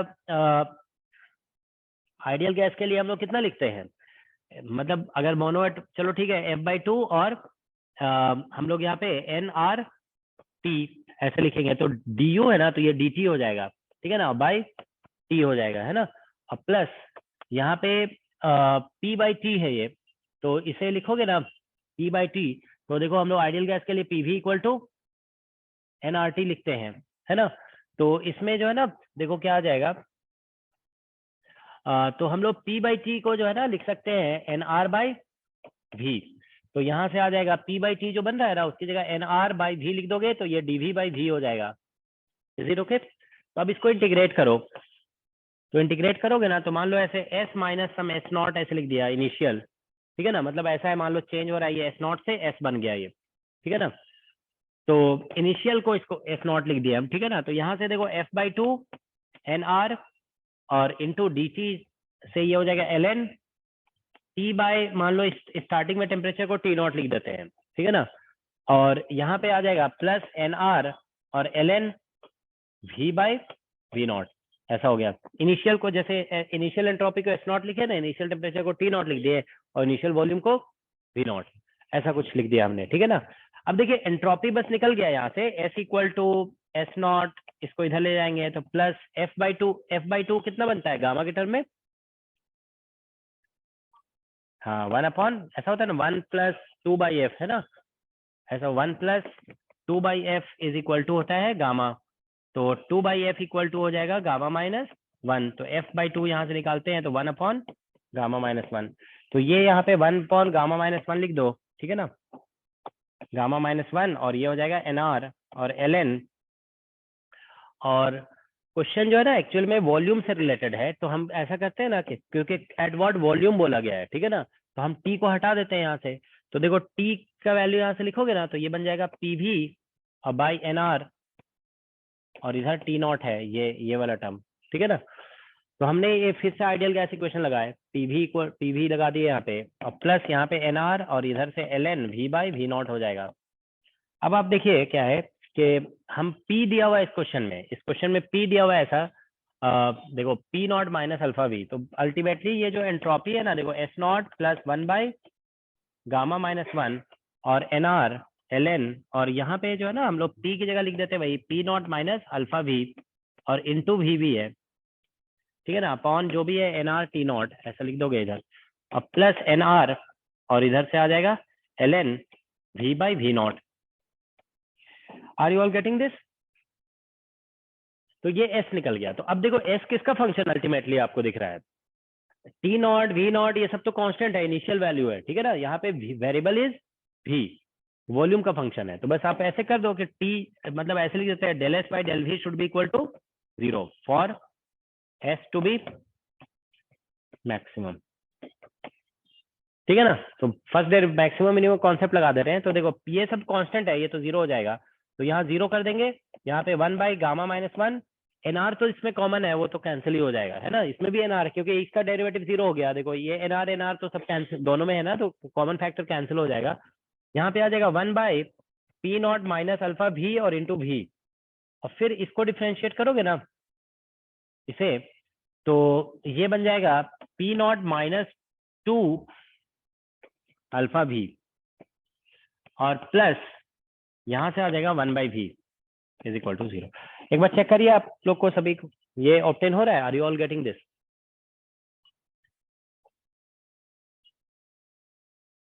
यही आना चाहिए, ठीक है ना, तो अब हम इसको क्रॉस मल्टीप्लाई करते हैं, तो देखो यहाँ से p not minus 2 alpha v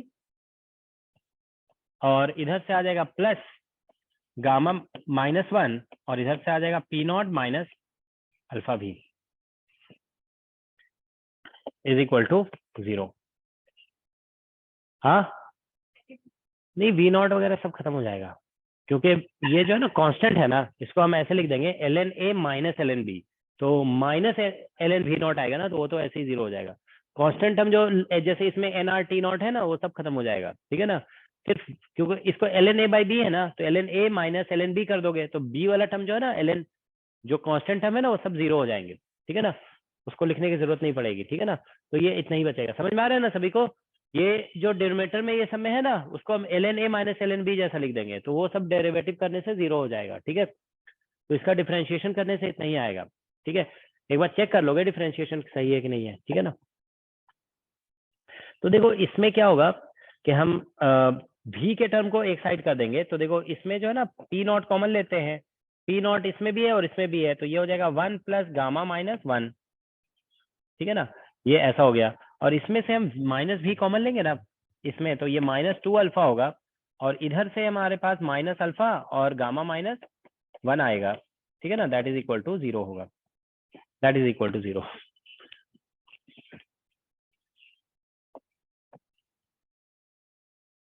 तो पी नॉट इंटू गामा बच गया ये माइनस भी, और इधर से मल्टीप्लाई करोगे ना तो ये बन जाएगा, कितना बचेगा, minus alpha minus alpha into gamma, इतना आ जाएगा, क्योंकि इधर से प्लस अल्फा बचेगा ना, उसमें से एक माइनस हो जाएगा, तो इतना आ रहा है इज इक्वल टू 0। तो कुछ कहीं पे कुछ, अच्छा यहाँ प्लस था ना यहाँ पे, अच्छा एक मिनट, यहाँ पे माइनस था और यहाँ पे अच्छा अच्छा नहीं, कुछ मिस्टेक हुआ हमसे, यहाँ पे माइनस हम कॉमन ले लिए ना, I have taken minus common in this two, तो ये वाला टर्म प्लस हो, नहीं इधर से हमने माइनस कॉमन लिया, हाँ ये वाला टर्म प्लस होगा और ये भी प्लस होगा, अच्छा अच्छा ठीक है ठीक है, तो ये प्लस हो जाएगा, तो यहाँ पे ये दोनों प्लस रहेंगे, ठीक है, बस इतना ही है, ठीक है ना। तो फिर यहाँ से भी निकल गया हमारा, देखो ये आंसर आ रहा है पी नॉट इंटू गामा और 1 प्लस अल्फा, 1 प्लस गामा और इंटू अल्फा, इतना आ रहा है आंसर। देखो जरा ये आंसर है क्या, एक बार तुम लोग खुद से कर लो कैलकुलेशन, हम तो मेथड तो बता दिए ना कि मेथड क्या है। हाँ देखो ये जो है ना सी ऑप्शन आएगा, इसका सी मैच कर रहा है, ठीक है। ये जो है ना बस देखो हमारे कैलकुलेशन मत देखो आप लोग, ठीक है ना, आपको बस ये देखना है कि हम कैसे कैलकुलेट किए। तो देखो किसी भी, जब भी जानते हो आइडियल गैस वगैरह क्वेश्चन होगा ना, एंट्रोपी निकालना है तो आप ऐसे लिखोगे entropy D S equal to D Q by T, ठीक है ना। अब इसको इंटीग्रेट करेंगे तो चेंज इन एंट्रोपी निकल जाएगा, ठीक है ना। तो इसको हमेशा डी क्यू को ऐसे लिख देंगे, आइडियल गैस वगैरह क्वेश्चन होगा तो D U plus P D V. अब डी यू तो आप जानते ही हो, ऐसे आइडियल गैस के लिए F by two N R D T लिखते हैं, और ये नीचे से टी आ गया पी बाई टी, यहाँ पे जो पी बाई टी बन रहा था उसको इधर से लिख दिया एन आर बाई, ठीक है ना। तो ये हमेशा जानते हो ऐसा ही बनेगा, ठीक है ना। ये मोस्ट ऑफ द क्वेश्चन जो इसका बनेगा। तो अब एंट्रोपी निकल गया था, अब क्वेश्चन था वॉल्यूम से रिलेटेड, तो हम टी को हटा दिए, वॉल्यूम के टर्म में एक्सप्रेस किए, ठीक है ना। और उसके बाद मैक्सिमा का कंडीशन लगा दिए, फर्स्ट डेरिवेटिव शुड बी 0, तो फर्स्ट डेरिवेटिव 0 किया गया and from there we are getting the answer, ठीक है ना। तो ये आंसर आ रहा है, ओके। क्वेश्चन बेसिक था, ये थोड़ा सा कैलकुलेटिव था बट क्वेश्चन वाज बेसिक, ठीक है ना। क्वेश्चन 15 देखो जरा, इसी के अपोजिट दिख रहा है, क्वेश्चन नंबर 10 के अपोजिट, ये भी जस्ट का क्वेश्चन है।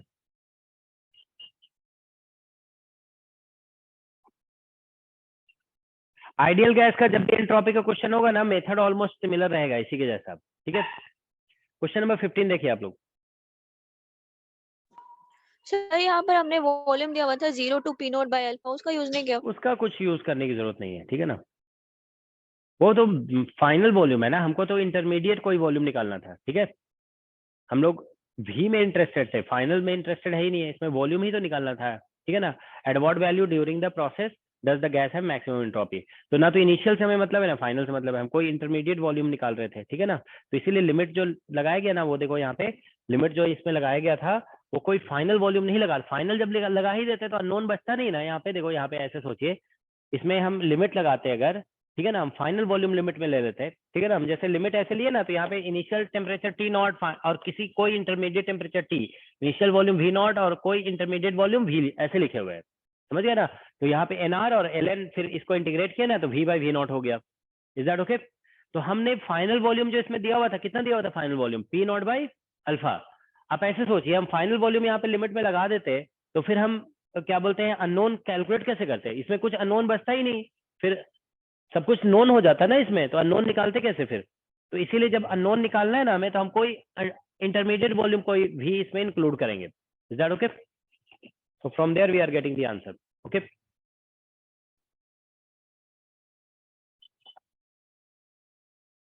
ठीक है, नेक्स्ट देखो क्वेश्चन नंबर 15 देखो एक बार, इसमें क्या लिखा है, consider an ideal gas whose entropy is given by S equal to n by 2 sigma 5r ln u by n 2r ln v by n, where n is the number of moles, sigma is the constant, r is the universal gas constant, u is the internal energy and v is the volume of the gas. Specific heat at constant pressure, Cp निकालना है, समझ रहे हो ना। इस question में Cp निकालने के लिए बोला गया है।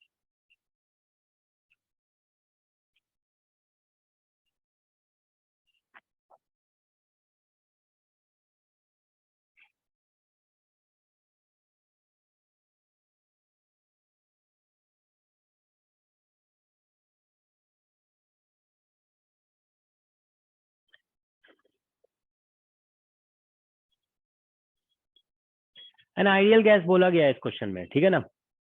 आइडियल गैस का है क्वेश्चन।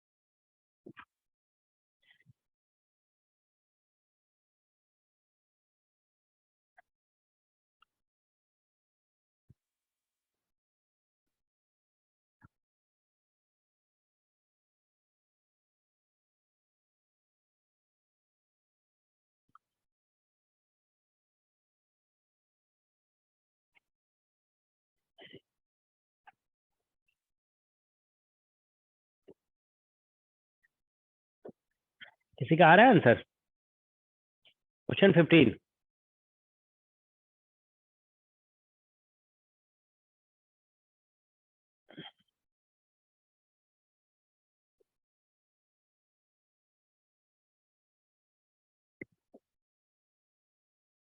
सेवन बाई टू आ रहा है ना? हाँ ठीक है, वही आएगा।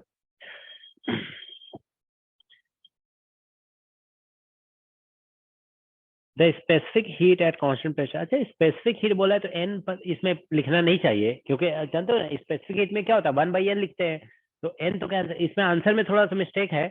1/n होना मतलब एन नहीं आना चाहिए, 7/2r सिर्फ हो सकता है या 5/2r हो सकता है, ठीक है ना।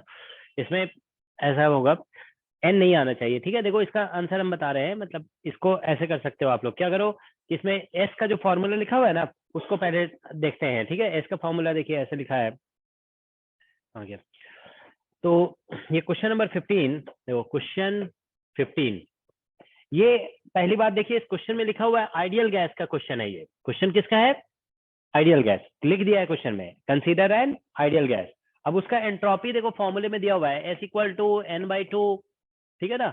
और इधर से लिखा है सिग्मा प्लस कुछ लिखा हुआ है 5r। ये क्वेश्चन सॉल्व नहीं करना है, बस बहुत डायरेक्ट क्वेश्चन है। ln U/n ऐसा लिखा हुआ है, ठीक है ना, प्लस 2r और ln V/n ऐसा लिखा हुआ है, ठीक है ना। देखो ये क्वेश्चन डायरेक्ट बन जाएगा। हम लोग अभी अभी देखो, एक मिनट इसका शेयरिंग हटाते हैं। देखिए आप लोग, ये गिवन है, दिस इज गिवन, और किसके लिए गिवन है ये आप नोटिस करिए, it is given for ideal gas. अभी अभी देखो आप आइडियल गैस का एक क्वेश्चन सॉल्व किए हो ना, यहाँ पे उसको देखो। आइडियल गैस का क्वेश्चन जब भी होगा ना, आप ध्यान रखो, प्रोसीड तो आपको ऐसे ही करना पड़ेगा, you have to proceed like this.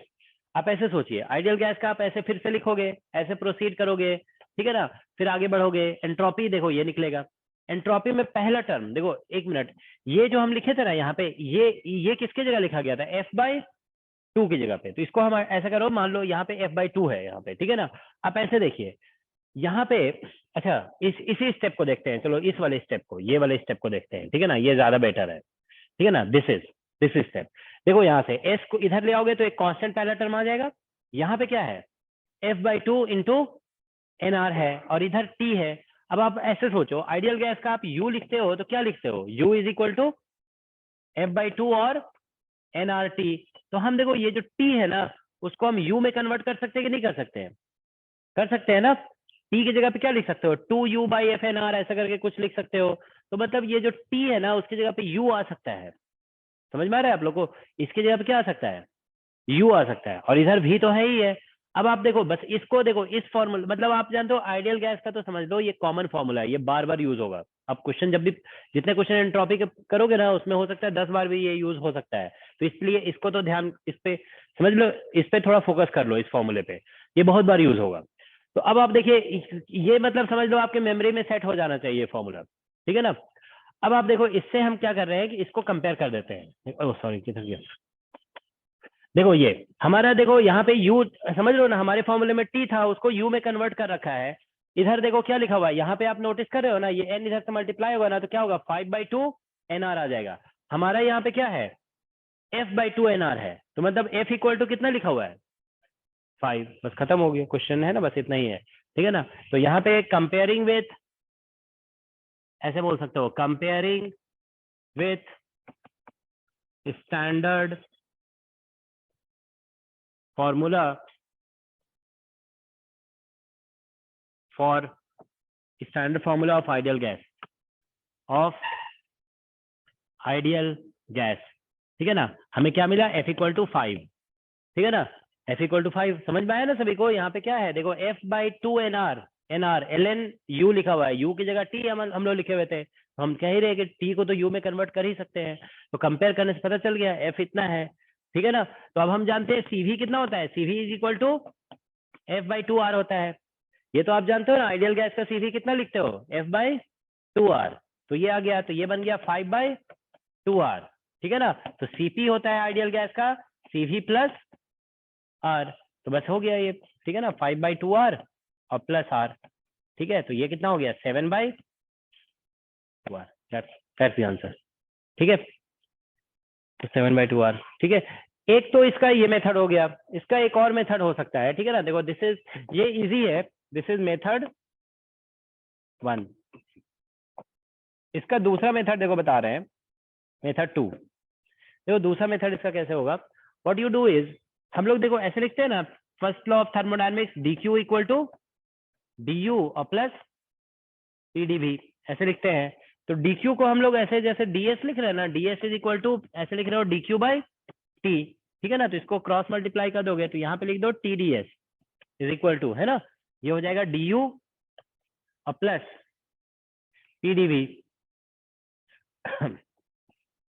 तो ये एक तरीका है, ठीक है ना। तो हम लोग यहाँ से देखो, हमारा इसमें क्या दिया हुआ है, एंट्रोपी दिया हुआ है ना U, तो हम लोग क्या करेंगे कि इसमें जो है ना, यहाँ से अगर हम देखो ये निकालते हैं, इसको जो है ना basically del S by del U निकालो, del S by del U, ठीक है ना, एट कांस्टेंट वॉल्यूम, तो इज इक्वल टू कितना निकलेगा 1/t, वॉल्यूम कांस्टेंट करेंगे तो ये टर्म 0 हो जाएगा ना। तो del S by del U निकालेंगे एट कांस्टेंट वॉल्यूम, तो it should be equal to 1/t, ठीक है ना, ऐसा होगा। तो हम ऐसा कर सकते हैं कि इसको जो है ना दोनों साइड t से मल्टीप्लाई कर दे, नहीं एक मिनट, इसमें कुछ हमको लग रहा था ऐसे बन जाना चाहिए। अगर हम डेल S बाई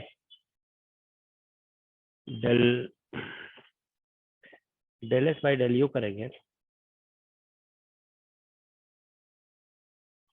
एक minute, del S by del U,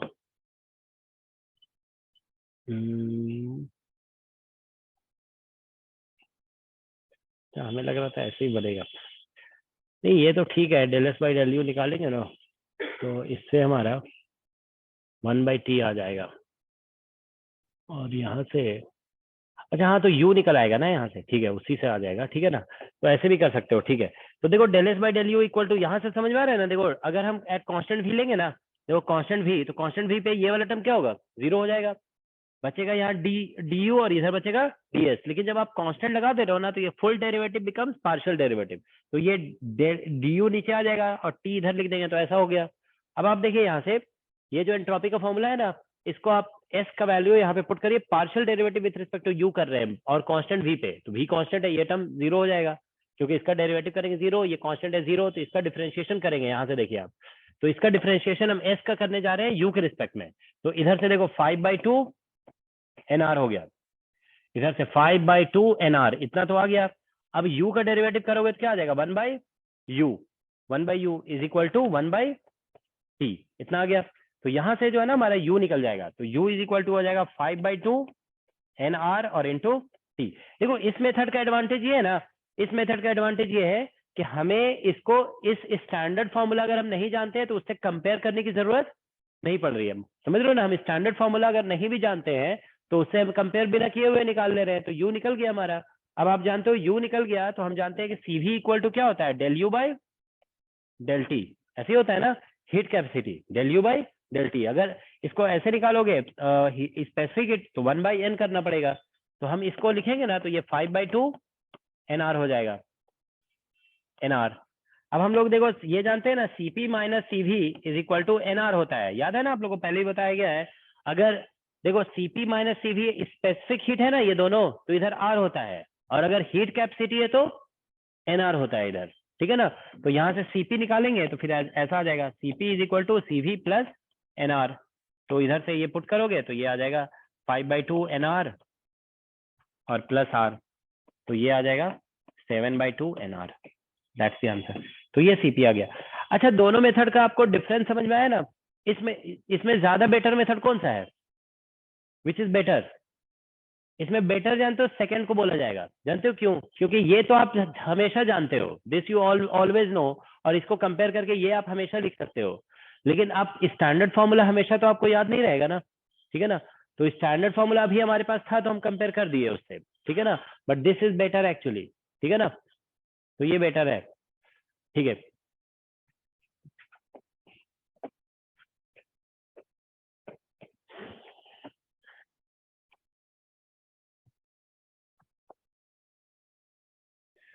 next देखते हैं, देखो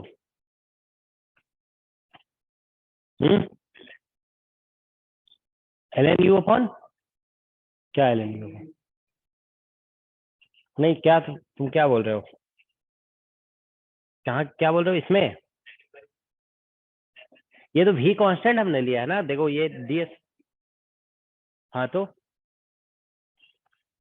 क्या बोलना चाहते हो, बोलो तो पूरा तो बोलो। हाँ तो अभी तो बता रहे थे ना थोड़ी देर पहले कि ln a बाई बी क्या होता है, ln a minus ln b होता है। तो ln n आ जाएगा ना, वो ln n का डेरिवेटिव फिर ये n जो है ना कांस्टेंट है ना, तो ln इसको हमेशा ध्यान रखोगे। ऐसा जब भी होगा ना, जैसे ln u बाई n है, तो ये ऐसा हो जाएगा ना ln u minus ln n, तो इसका डेरिवेटिव से आ जाएगा आपका 1/u, और इससे क्या आएगा, वही 1/u हमने लिखा है, ठीक है ना। तो ठीक है ना, तो ये हम उसको थोड़ा सा स्टेप हम लिखे नहीं थे, आप लोग समझ जाओगे ये, ठीक है ना। वो जीरो आ जाएगा, ठीक है ना। इधर से आ जाएगा 5/2। अब ये सिग्मा कांस्टेंट है तो इसका डेरिवेटिव जीरो, ये भी कांस्टेंट पे निकाल रहे हो आप, तो इसका डेरिवेटिव जीरो और उसका n का जीरो आ जाएगा, ठीक है ना। ऑल राइट, अब देखो आगे नेक्स्ट क्वेश्चन। देखो ये क्वेश्चन हम क्यों डिस्कस कर दे रहे हैं थोड़ा जानते हो, कि मतलब एक होगा ना टॉपिक जैसे स्टार्ट हो गया तो फिर आप लोग इसके क्वेश्चन अटेम्प्ट कर सकते हो, और ठीक है ना। तो ऐसा होता है ना कि एक मेंटल इनर्शिया होता है ना, कि जैसे स्टार्ट ही नहीं हुआ ना तो फिर आप लोग भी नहीं करते हो, ठीक है ना। अब जैसे इससे मान लो 10-15 क्वेश्चन डिस्कस हो गया तो फिर रिमेनिंग तुम लोग कर लोगे, है ना। अच्छा, इसमें कुछ जो हम पहले थ्योरी बताए थे ना, उसमें हम कुछ चीजें डिस्कस किए थे, याद है? एक थ्योरी में जब हम कार्नोट इंजन डिस्कस कर रहे थे तो उसमें ये ऐसा कुछ बताए थे, जैसे मान लो सोर्स फाइनाइट है और सिंक भी फाइनाइट है। एक बार थ्योरी में देखोगे तो सोर्स और सिंक दोनों फाइनाइट है, बीच में लगा दिया कार्नोट इंजन। अब इनिशियल टेम्परेचर T1 है और फाइनल टेम्परेचर, और दो सिंक का टेम्परेचर T2 है। अब उस पर हीट इंजन लग रहा है, तो फाइनल टेम्परेचर जो अचीव होगा, ठीक है ना, दोनों का टेम्परेचर जो इक्वल हो जाएगा, तो उसका आंसर आता है √अंडर T1 इंटू T2, है ना। ऐसा ये सब बता चुके हैं। तो वो सब थियोरेटिकल क्वेश्चन है, एक बार उसको रिवाइज कर लोगे। अब उतना सारा सब कुछ हम रिवाइज नहीं कराए हैं, ठीक है ना। तो वो सब क्वेश्चन आया हुआ है एग्जाम में, ठीक है, एक बार रिवाइज कर लोगे। उसमें वर्क डन कितना होता है मैक्सिमम, वो सब हम लोग किए हुए हैं, ठीक है ना। ठीक है, तो जैसे इसमें जो है ना क्वेश्चन जो दिया हुआ है ना, देखो जैसे यहाँ पे एक क्वेश्चन हमको दिख रहा था अभी, ये क्वेश्चन नंबर 20, ये हम पहले जो थ्योरी बताया ना उसमें आप लोग देख लोगे, उसमें सब कुछ कराया हुआ है, ठीक है ना। और 21 नंबर जो जैम का आया हुआ है ये भी हम करवा चुके हैं, ठीक है ना। समझ रहे हो ना, इसमें वर्क डन जो आया हुआ, इसमें आंसर इसका यही आता है, डी ऑप्शन आंसर है, ठीक है ना। तो लेकिन ये सब कुछ कराया हुआ है आप लोगों को, ठीक है। चलो एक दो क्वेश्चन और देखते हैं, ठीक है ना।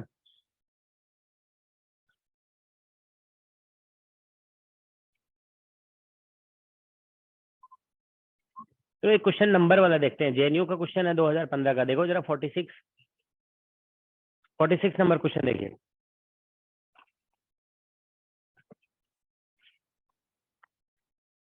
क्वेश्चन नंबर 46 जेएनयू 2015 का है, ठीक है। इसमें लिखा है suppose 300 gram of water at 97 degree Celsius is poured into a cup also of mass 300 gram that is at temperature of 25 degree Celsius. If specific heat of cup and water are, cup का 820 दिया हुआ है और water का 1400 दिया हुआ है joule पर केजी पर kelvin respectively. The change in entropy of water and the cup after they attain equilibrium are respectively. ठीक है ना, तो ये बताना है कि इसका चेंज इन एंट्रोपी कितना होगा। अच्छा, दोनों का अलग अलग निकालना है इसमें, ठीक है ना, वाटर का भी चेंज इन एंट्रोपी और कप का भी चेंज इन एंट्रोपी, ठीक है ना। तो इसमें दोनों का मास देखो इक्वल दिया हुआ है, वाटर का टेम्परेचर 97 डिग्री सेल्सियस है, कप का दिया हुआ है 25 डिग्री सेल्सियस, ठीक है। और दोनों का स्पेसिफिक हीट दिया हुआ है, ठीक है ना, 820 और 14100, ठीक है। देखो ऐसा है क्वेश्चन में कि वाटर का मास दिया हुआ है 300 ग्राम और इसका स्पेसिफिक हीट जो है ना, मतलब स्पेसिफिक हीट इसका सी जो दिया हुआ है वाटर का, वो दिया हुआ है सी ऑफ वाटर 4100 SI यूनिट में दिया हुआ है, ठीक है ना। और कप के लिए दिया हुआ है, इसका भी मास जो है वो 300 ग्राम है और इसका जो हीट कैपेसिटी है स्पेसिफिक हीट जो है कप का, ठीक है ना, कप ये दिया हुआ है कितना 8 कितना था 820 है, ठीक है, 20 डिग्री सेल्सियस। अच्छा, वाटर स्टार्टिंग में इसका इनिशियल टेम्परेचर जो है ना वो दिया हुआ है 97 डिग्री सेल्सियस और इसका दिया हुआ है टी इनिशियल कितना 25 डिग्री सेल्सियस, ऐसा दिया हुआ है, ठीक है ना। तो अब देखिए क्या होगा, इसमें हम लोग ऐसे लिख देंगे, देखो क्या होता है कि वाटर को आप कप में पुट कर रहे हो तो वाटर जितना हीट लूज करेगा ना उतना ही हीट कप गेन करेगा, ठीक है ना। तो इसमें ऐसे लिख दिया जाता है, ये कैलोरीमेट्री का थोड़ा सा कॉन्सेप्ट है कि मतलब heat exchange by water plus heat exchange bye cup, अगर ये लिखोगे ना तो दैट शुड बी 0। तो इसमें जानते हो ना कैलोरीमेट्री में ऐसे लिखा जाता है mass into specific heat of water हो जाएगा और यहाँ पे dt का इंटीग्रेशन होता है बेसिकली, ऐसे यहाँ पे ऐसे करके लिख देते हैं dt इंटीग्रेशन, ठीक है ना। तो ये इसका स्टार्टिंग में टेम्परेचर था 97, बाद में मान लो T हो गया, ठीक है ना। अब यहाँ पे लिखोगे mass into specific heat of cup हो जाएगा, मास सेम है ना दोनों का, और dt इसका स्टार्टिंग में टेम्परेचर 25 है, बाद में T हो गया इसका भी इक्वल टू 0, ऐसे लिखोगे, ठीक है ना। तो मास तो दोनों का सेम है, कैंसिल हो जाएगा, तो इसमें 4100 लिख देंगे और यहाँ पे आ जाएगा T माइनस 97 और प्लस इसमें आ रहा है कितना 820 और यहाँ पे T minus 25 that is equal to 0, that's what we get, ठीक है। इसमें ऐसा होता है ना MCDT, जानते हो ना, ये हीट लॉस्ट या हीट गेन निकालते हैं तो ऐसे लिख देते हैं अगर मास दिया हुआ है तो MCDT, ठीक है ना। तो यहाँ से देखिए आप लोग, अगर हम T निकालते हैं ना तो T इज इक्वल टू आ जाएगा 97, कितना आ रहा है 97 इंटू 400 और प्लस 25 इंटू, अच्छा 4100 है ना, ये 4100, ठीक है ना, और प्लस 25 इंटू 820 और डिवाइडेड बाय ये आ जाएगा 4100 और प्लस 820, ये बेसिकली इसका टेम्परेचर निकल रहा है। तो टेम्परेचर जरा निकाल के देखो कितना है, ऐसे ही निकल रहा है ना, ये 97 इंटू 4100 प्लस 25 इंटू 820 और डिवाइड बाय ये आ जाएगा, ठीक है ना। तो ये आ रहा है, ठीक है। तो इसका वैल्यू निकालिए पहले आप लोग, 85 डिग्री सेल्सियस है ना। देखो ये जब आप निकाल रहे होते ना हीट लॉस हीट गेन, तो इसमें जब ये C कांस्टेंट है ना तो इसमें आपको बेसिकली टेम्परेचर को डिग्री सेल्सियस में ही रहने दे सकते हो, ठीक है ना। अगर चाहते हो तो केल्विन में भी चेंज करोगे तो आंसर यही आएगा, ठीक है ना, वो केल्विन में बस आंसर आ जाएगा फिर, ठीक है। तो ये आ गया 85। तो अब फाइनल टेम्परेचर जो है ना इतना हो गया। अब हमें एंट्रोपी निकालना चाहते हैं, तो देखो जैसे चेंज इन एंट्रोपी ऑफ, अगर मान लीजिए वाटर का निकालना चाहते हो आप, तो वाटर का निकालोगे ना तो इसको ऐसे लिखना पड़ेगा MC और DT बेसिकली अपॉन T, ऐसा होता है ना DQ, ऐसे लिखते हो ना DQ बाई T, तो DQ की जगह MC/DT लिखेंगे अपॉन T, ये DQ हो गया। अब इसमें जानते हो स्टार्टिंग में टेम्परेचर कितना था इसका 97 प्लस 273, ये जब आप इसको लिखते हो ना एंट्रोपी तो ये केल्विन में होना चाहिए, तो इसमें ऐसे लिखोगे और यहाँ पे 85 प्लस 273, ठीक है ना, 273। तो अब मास जो है ना 300 ग्राम दिया हुआ था, तो इसको 0.3 कर दोगे और ये 4100 इसका स्पेसिफिक हीट है, और इसको इंटीग्रेट करोगे ना तो यही आ जाएगा 85 प्लस 273 कितना हो जाएगा ये 8 8 7 15 और 3, ठीक है ना 358, और इधर से आ जाएगा 10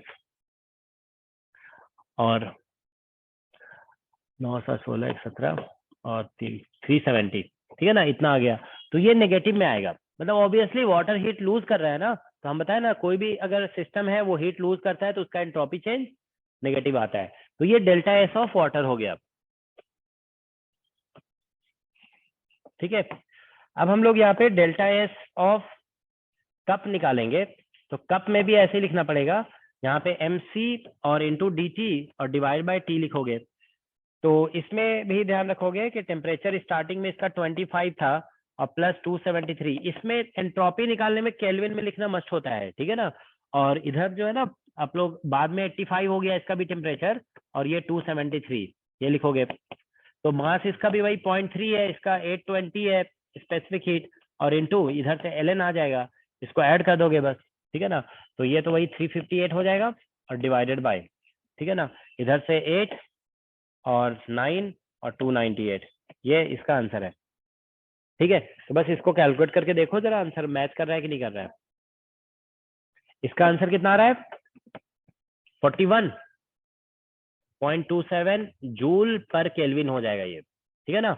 और इसका इसका कितना आएगा, इसको कैलकुलेट करके देख लो, ठीक है ना।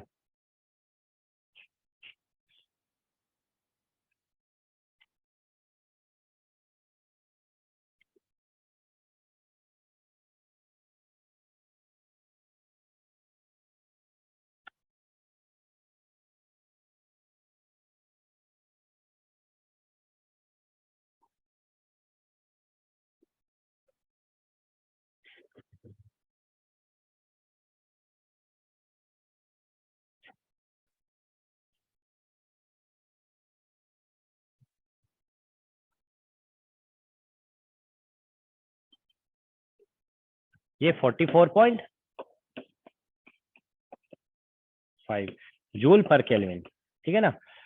अब देखिए एक मिनट, अगर इसमें डेल्टा टोटल निकालेंगे ना, डेल्टा एस टोटल, तो ये बस दोनों को ऐड करना होगा 44.85 और प्लस ये निकला था सॉरी माइनस है ये, माइनस 41 और 27।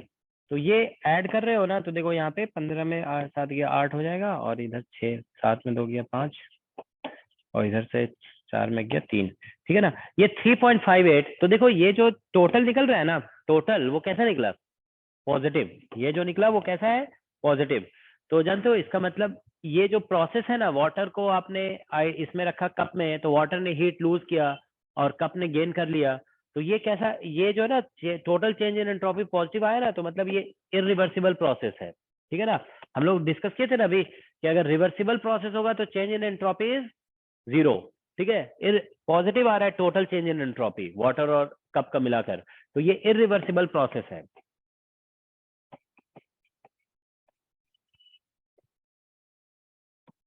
This is irreversible process, is that okay.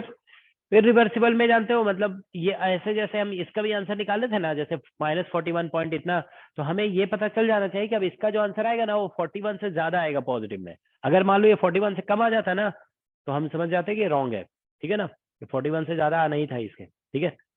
Alright,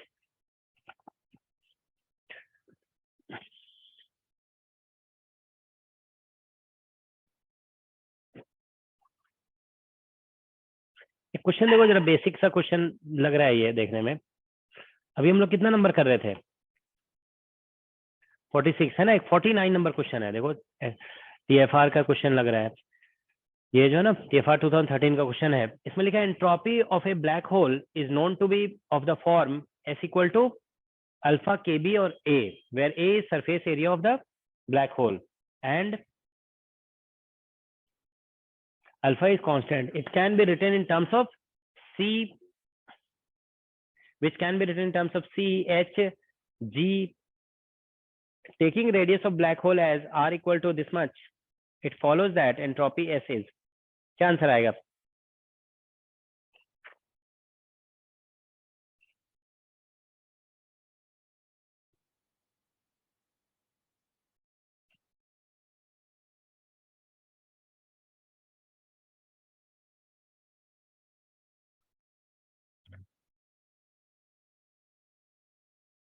कैसे सॉल्व करोगे इसको?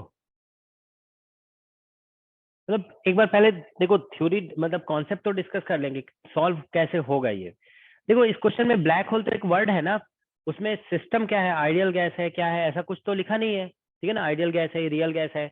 तो जानते हो देखो इस क्वेश्चन में क्या है, मुझे जहां तक लग रहा है ना, ये क्वेश्चन में सिस्टम के बारे में एग्जैक्टली नहीं पता है हमें, समझ रहे हो ना, ब्लैक होल के अंदर मतलब आइडियल गैस मानना है क्या, ऐसा कुछ भी नहीं लिखा है। तो हमें लगता है ना ये क्वेश्चन डायमेंशन का है, समझ रहे हो ना, ये डायमेंशन से जब भी जानते हो देखो ज्यादा चांस ऐसा होता है कि जब भी यूनिवर्सल कांस्टेंट के टर्म में कोई आंसर निकालने के लिए बोला जाता है ना, जैसे इसमें सी है, जी है, एच है ना, ये सभी क्या है, यूनिवर्सल कांस्टेंट्स हैं, ठीक है। तो इसके टर्म में जब भी क्वेश्चन होता है ना, तो ज्यादातर डायमेंशन का क्वेश्चन ही होता है, ठीक है। तो ये जानते हो कोई भी मतलब थर्मोडायनेमिक्स का क्वेश्चन है ही नहीं है, समझ लो, ये it is just a question of dimension. एक बार देखो जरा डायमेंशन से हमको लगता है ये बनेगा, ठीक है ना, क्योंकि हम सिस्टम नहीं जानते हैं ना, black hole is just a word, okay, उसमें रियल गैस है या आइडियल गैस हम जानते ही नहीं है, तो हम अप्लाई क्या करेंगे, ठीक है ना। तो इसीलिए इस क्वेश्चन को डायमेंशन से ही ट्राई करना होगा।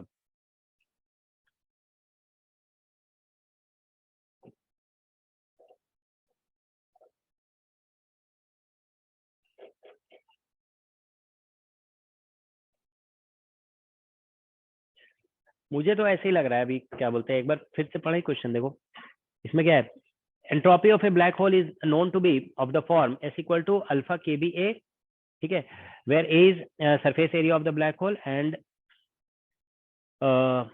Alpha is a constant which can be written in terms of C, H and G. देखो एक्चुअली जानते हो हमको कैसे लगा कि ये डायमेंशनल क्वेश्चन है, देखो हम आपको एक मतलब ये बता रहे हैं, इसमें अल्फा को क्या बोला गया, किसके टर्म में लिखा जा सकता है, सी, एच और जी के टर्म में। तो जानते हो जब भी कोई एक पैरामीटर को जो ना 3 अदर पैरामीटर्स के टर्म में लिखा जाता है, अगर ये 4 बोल देता ना, तो ये डायमेंशन का क्वेश्चन फिर नहीं होता।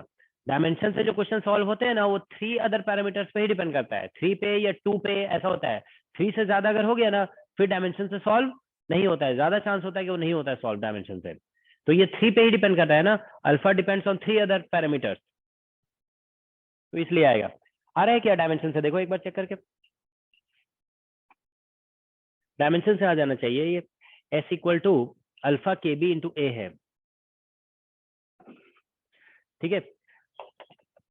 देखो इसमें लिखा है S equal to alpha K B, ये क्वेश्चन नंबर है 49, ठीक है ना, के बी और इंटू एरिया, ठीक है। अब अल्फा को बोला गया है, देखो alpha can be written in terms of C Planck's constant, H bar लिखा है कि एच लिखा है, एच बार है ना, और जी इसके टर्म में बोला गया है कि हम इसके टर्म में लिख सकते हैं, ठीक है।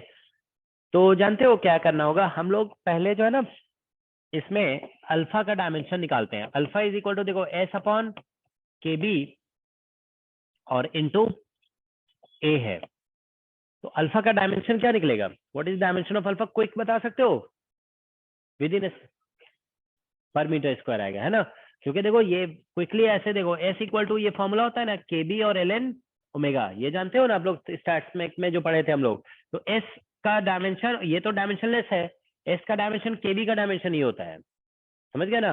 तो हाँ, तो इसमें जानते हो के बी और एस का डायमेंशन कैंसिल हो जाएगा, यही होता है ना, तो बचेगा एरिया का डायमेंशन। तो इसमें डायमेंशन ऑफ अल्फा निकालेंगे ना, तो वो बेसिकली एल का पावर -2 होगा, ओके। तो हम लोग इसमें ऐसे लिख देंगे, देखो एल का पावर -2 जो होगा ना, वो basically that is equal to, आप लोग डायमेंशनल लिस्ट में पढ़े हो ना, जैसे सी, एच और जी पे डिपेंड कर रहा है, तो इसको हम लोग ऐसे लिख देंगे, सी का पावर मान लो ए और H to the power B और जी का पावर सी, नहीं जी का पावर मान लो डी लिख दिया, ऐसा ठीक है ना, ऐसा डायमेंशन वाइज ऐसे। सी तो यहाँ पे इस स्पीड ऑफ लाइट को लिखा ही है ना, तो ऐसे लिख देंगे।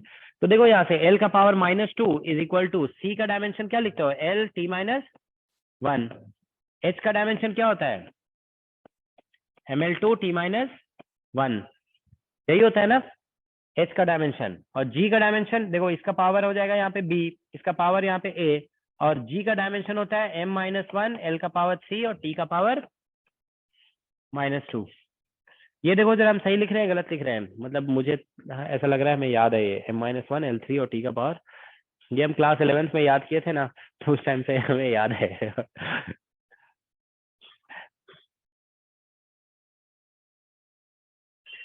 जी का डायमेंशन चेक कर लो, ये आ रहा है कि नहीं आ रहा है।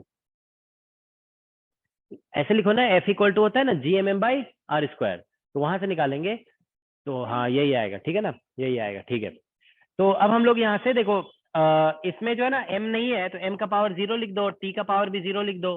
तो अब देखो दोनों साइड से पावर ऑफ l इक्वेट करते हैं, तो a आएगा यहाँ से 2b, यहाँ से 2b, और इधर से 3d इज इक्वल टू, इस साइड से -2 हो गया, l का पावर इक्वेट किया हम लोग, ठीक है ना। और अब हम t का पावर इक्वेट करते हैं, तो -a, इधर से -a, और इधर से -b, और इधर से -2d, that is equal to 0। अब m का पावर इक्वेट करते हैं, तो इधर से आ जाएगा b, यहाँ से b, और इधर से -d, that is equal to 0, ठीक है ना। तो यहाँ से b इक्वल टू आ गया d, ये तो पहला रिलेशन निकल गया हमारा, ठीक है ना। तो b इक्वल टू डी अब इन दोनों में पुट करते हैं, यहाँ से देखो ये जो है ना, इसको हम इन दोनों में सब्स्टिट्यूट कर रहे हैं, तो यहाँ से b और d इक्वल करोगे ना, तो a प्लस 5b हो जाएगा इज इक्वल टू -2, ठीक है ना। और यहाँ पे b और d इक्वल करेंगे ना, तो a plus 3d is equal to 0 हो जाएगा। तो इसको सब्ट्रैक्ट कर दो, तो सब्ट्रैक्ट कर देंगे इसे, तो ये आ जाएगा अच्छा इसको b कर दो ना, b और d इक्वल है, ठीक है ना। तो यहाँ से सब्ट्रैक्ट करने से आ जाएगा 2b इज इक्वल टू 2 -2, तो b इज इक्वल टू -1 आ गया, तो इसलिए d भी -1 हो जाएगा, d इज ऑल्सो -1। तो b की जगह -1 यहाँ पुट करोगे ना, तो a इक्वल टू 3 आ जाएगा, ठीक है ना।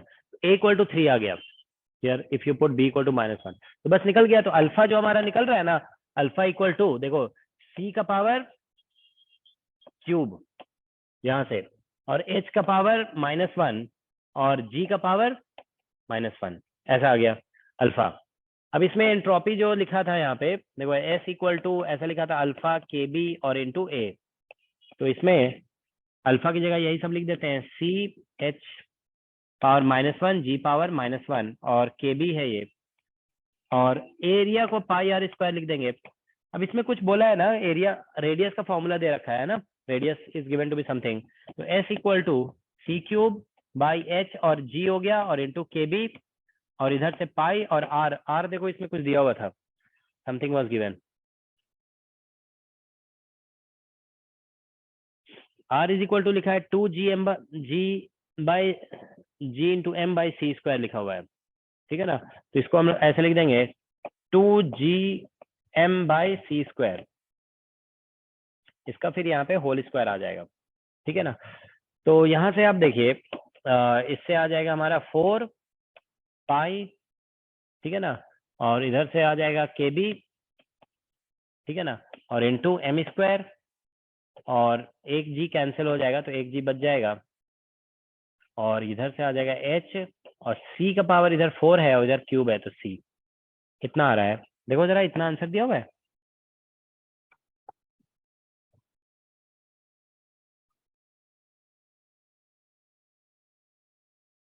ये लेमडा कहाँ से आ गया,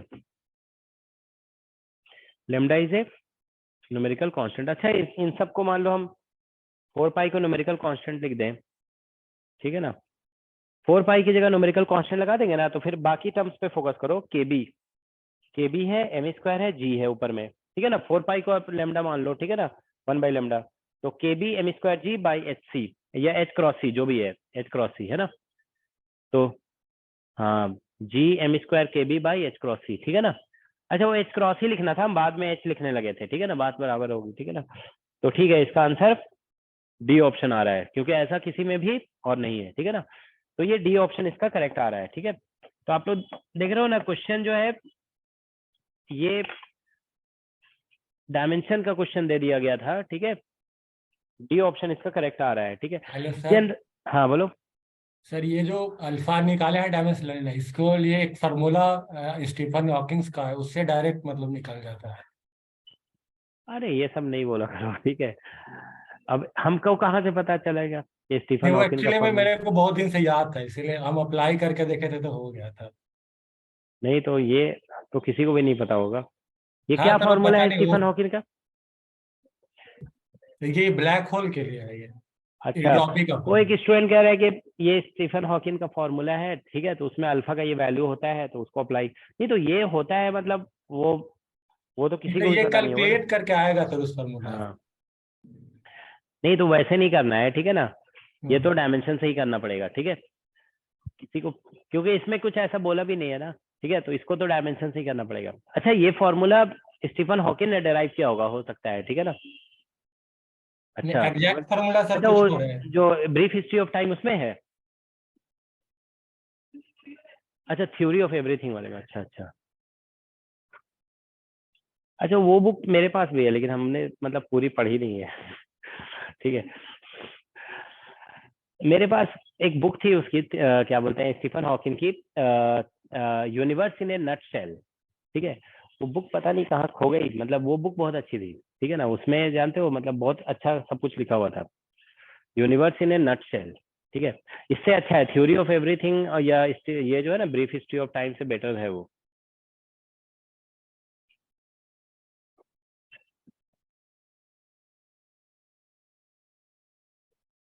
ठीक है, तो एक दो क्वेश्चन और देखते हैं, ठीक है, चलो एक क्वेश्चन देखो, नेट का क्वेश्चन है 2019 का दिख रहा है यहाँ पे, देखो इसको देखते हैं, ये जो है ना क्वेश्चन 65, देखो इधर 65 नंबर क्वेश्चन, इसमें लिखा है 1 mole of A gas initially at temperature Ti comes into contact with heat reservoir at temperature Tf and the system is allowed to reach equilibrium at constant volume. If specific heat of the gas is Cv alpha T, where alpha is constant, total change in entropy is, ठीक है ना, तो total change in entropy निकालने के लिए बोला गया है। देखो जानते हो क्या होता है, जब भी एक ऑब्जेक्ट, जैसे अभी आप ये कप और वाटर का जो क्वेश्चन हम लोग सॉल्व किए ना, उससे तुम लोग कंक्लूजन ऐसे निकाल सकते हो कि जानते हो, जब भी एक ऑब्जेक्ट है जो हायर टेम्परेचर पे है और एक ऑब्जेक्ट है जो लोअर टेम्परेचर में है, तो दोनों कॉन्टैक्ट में आएंगे ना, तो heat will flow from object at higher temperature to object at lower temperature, और ये जो प्रोसेस होता है ना वो इरिवर्सिबल होता है, तो इसमें एंट्रोपी चेंज जीरो नहीं आएगा, क्योंकि रिवर्सिबल होता तो कितना होता, जीरो। जनरली मतलब हायर टेम्परेचर से लोअर टेम्परेचर में जो हीट फ्लो होता है ना, ये इरिवर्सिबल प्रोसेस होता है, ठीक है ना, तो इसमें एंट्रोपी चेंज पॉजिटिव आएगा।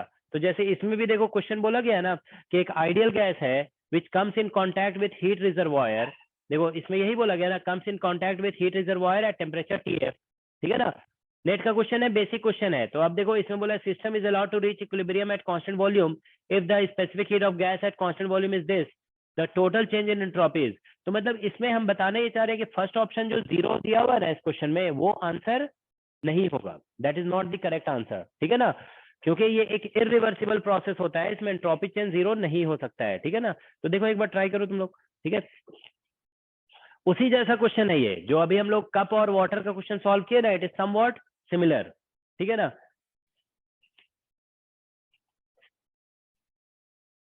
रिजर्वायर का टेम्परेचर देखो दिया हुआ है Tf, ठीक है ना, its temperature is given to be Tf है, ठीक है, इसका आंसर जानते हो, अगर मतलब तुम लोग बिना सॉल्व किए भी टिक करना चाहोगे ना, तो हमें लगता है इसका आंसर डी आएगा। देखो हम एक मिनट देखो ऐसे ही बता देते हैं, देखो कैसे होगा, देखो इसको बस सॉल्व करो, ठीक है ना, इसका आंसर बिना सॉल्व किए बताया जा सकता है, देखो कैसे होगा, इसका आंसर पहले एक बार देख लो, क्योंकि हम इतना टाइम वेस्ट करेंगे, हाँ ठीक है ना, पता चला गलत बता रहे हो, डी आंसर है दिया हुआ, देखो जरा इसका आंसर डी है ना, डी।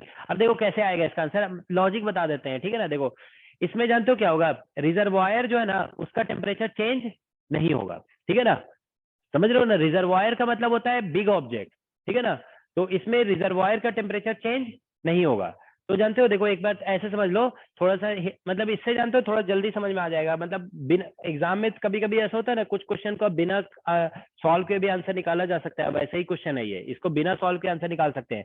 अभी आपको याद है हम एंट्रोपी चेंज जब निकाल रहे थे तो ऐसे लिख रहे थे dq अपॉन टी इंटीग्रेशन, ऐसे लिख रहे थे ना, तो देखो टी अगर कांस्टेंट होता है तो फिर हम लोग कैसे लिख रहे थे, q बाई टी, ऐसे लिख रहे थे ना, तो जानते हो क्या होगा कि रिजर्वायर का टेम्परेचर जो है ना वो चेंज नहीं होगा, रिजर्वायर मतलब बिग ऑब्जेक्ट होता है, तो जानते हो क्या होगा कि रिजर्वायर के लिए चेंज इन एंट्रोपी जब निकालेंगे ना, तो उसमें नीचे में रिजर्वायर का टेम्परेचर जरूर आएगा, तो मतलब ऐसा ऑप्शन जरूर करेक्ट होगा जिसमें डिनोमिनेटर में क्या आएगा, Tf, तो ऐसा दो ऑप्शन में दिया हुआ है, ठीक है ना, अब ये तो पता चल गया कि ऐसा होगा। अब दूसरी बात जानते हो क्या है कि जैसे हम इसका निकालेंगे ना, क्या बोलते हैं ये कि रिजर्वायर ने कितना हीट लॉस किया, मतलब ये तो हमें हीट तो निकालना पड़ेगा ना कि कितना हीट ये लॉस किया, तभी तो इसका टेम्परेचर कांस्टेंट है, तो ऐसे लिखेंगे ना हीट लॉस्ट और बाय इट्स टेम्परेचर Tf, तो कितना हीट लॉस किया ये निकालना है। तो ये उतना ही हीट लॉस किया होगा जितना के जो आइडियल गैस है उसने गेन किया होगा। तो आइडियल गैस के लिए देखो आप ऐसे सोचो, इसमें CV कितना दिया हुआ है अल्फा टी, तो हम वर्बल ही ऐसे सोच लेंगे ना, तो इसका हीट लॉस ऐसे लिखते हो ना dQ/dt, ये होता है that is equal to alpha T. तो आप ऐसे देखो dQ इक्वल टू कितना हो जाएगा अल्फा टी और इंटू dt, ऐसा होगा।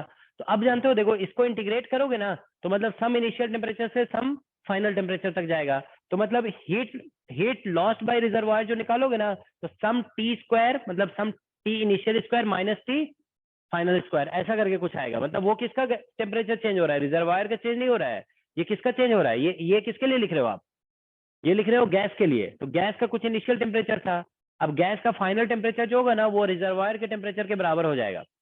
समझ में आया? तो मतलब क्या होगा कि इसमें हीट लॉस जब निकाल रहे होंगे ना तो उसमें टी स्क्वायर जैसा टर्म आएगा, और ठीक है ना, इसमें और डिवाइडेड में टी आएगा। तो वही हमने देखा कि टी स्क्वायर और डिवाइड बाय टी जिसमें आ रहा है ना वही आंसर करेक्ट हो जाएगा। ठीक है ना, तो इसका करेक्ट आंसर इसीलिए हम कह रहे थे कि डी ऑप्शन होगा। समझ में आया तुम लोगों को? तो अब देखो अगर समझ में आ गया तो एक बार निकाल के देख लो। तो इसका आंसर जो है ना डी आंसर आना चाहिए। ठीक है,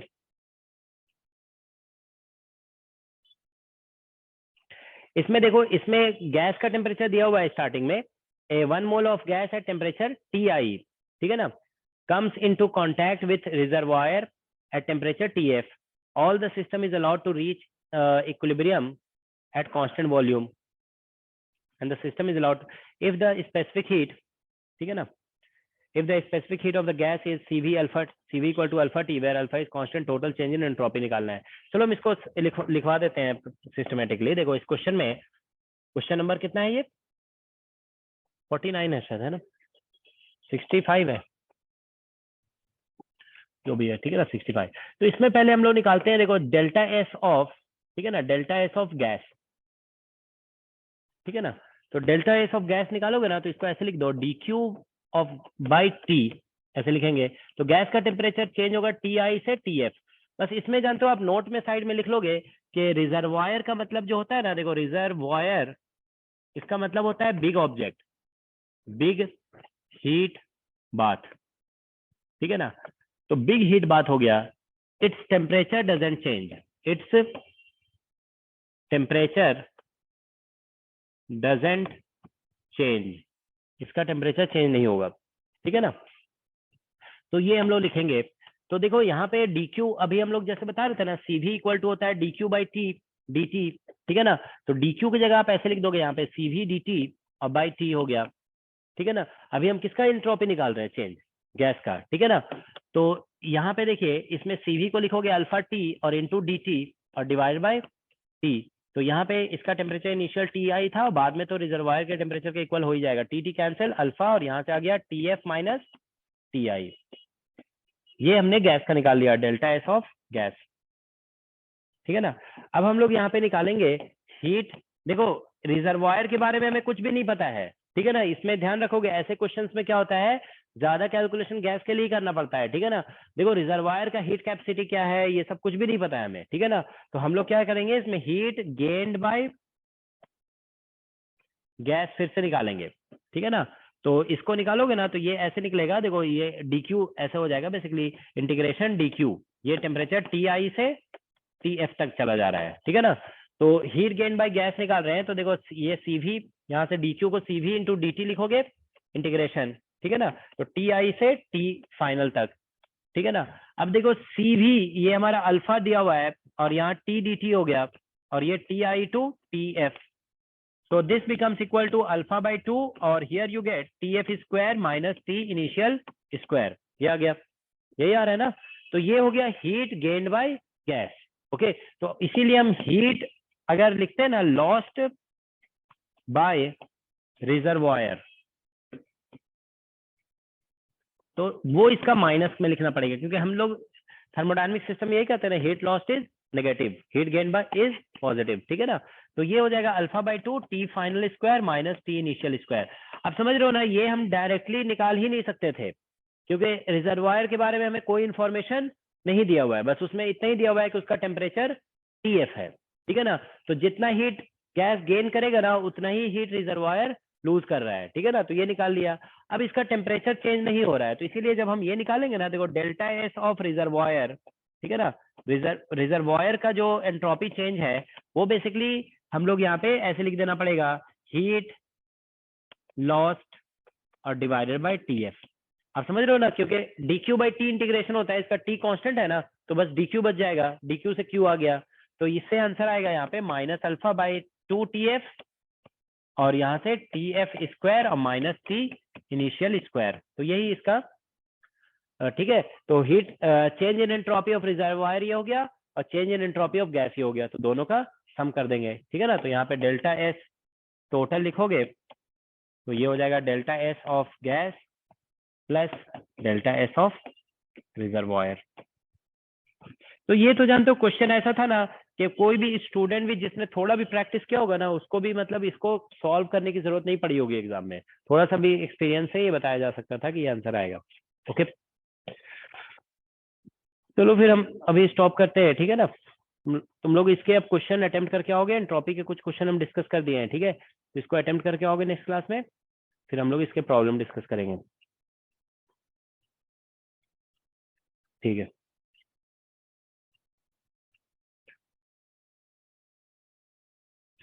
तो थर्मोडायनेमिक्स में तो बस यही तो दो चीजें हैं, एंट्रोपी से रिलेटेड सेकंड लॉ और फर्स्ट लॉ, ठीक है ना। थर्मोडायनेमिक्स मोस्टली यही है, थोड़ी सी कैलोरीमेट्री है, ठीक है ना। अच्छा, कैलोरीमेट्री हम तुम लोग को प्रॉब्लम भी कराए थे जब हम डिस्कस कर रहे थे, है ना, कुछ प्रॉब्लम उस टाइम कराया गया था, ठीक है। तो एक बार उसको रिवाइज कर लोगे, ठीक है, देखोगे जो नहीं होगा हो सकेगा उसको हम करा देंगे। सर एक बार रेफ्रिजरेटर वाला पोर्शन दिखा दीजिए।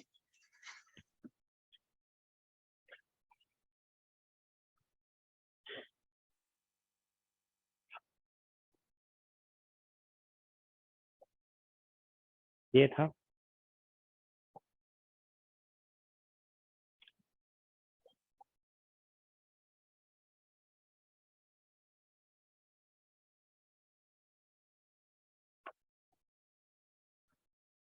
COP कोएफिशिएंट ऑफ परफॉर्मेंस है ये, ठीक है। सर इससे पहले इसके क्वेश्चंस कल कराएंगे हम, ठीक है ना, नेक्स्ट क्लास में। ये हीट इंजन का लिखा हुआ था यहाँ पे, ये हीट इंजन है।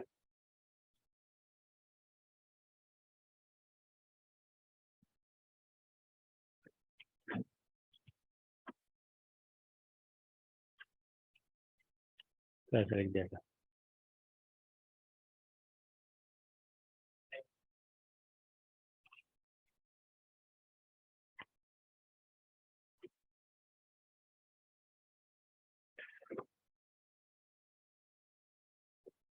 चलो फिर अभी स्टॉप कर रहे हैं।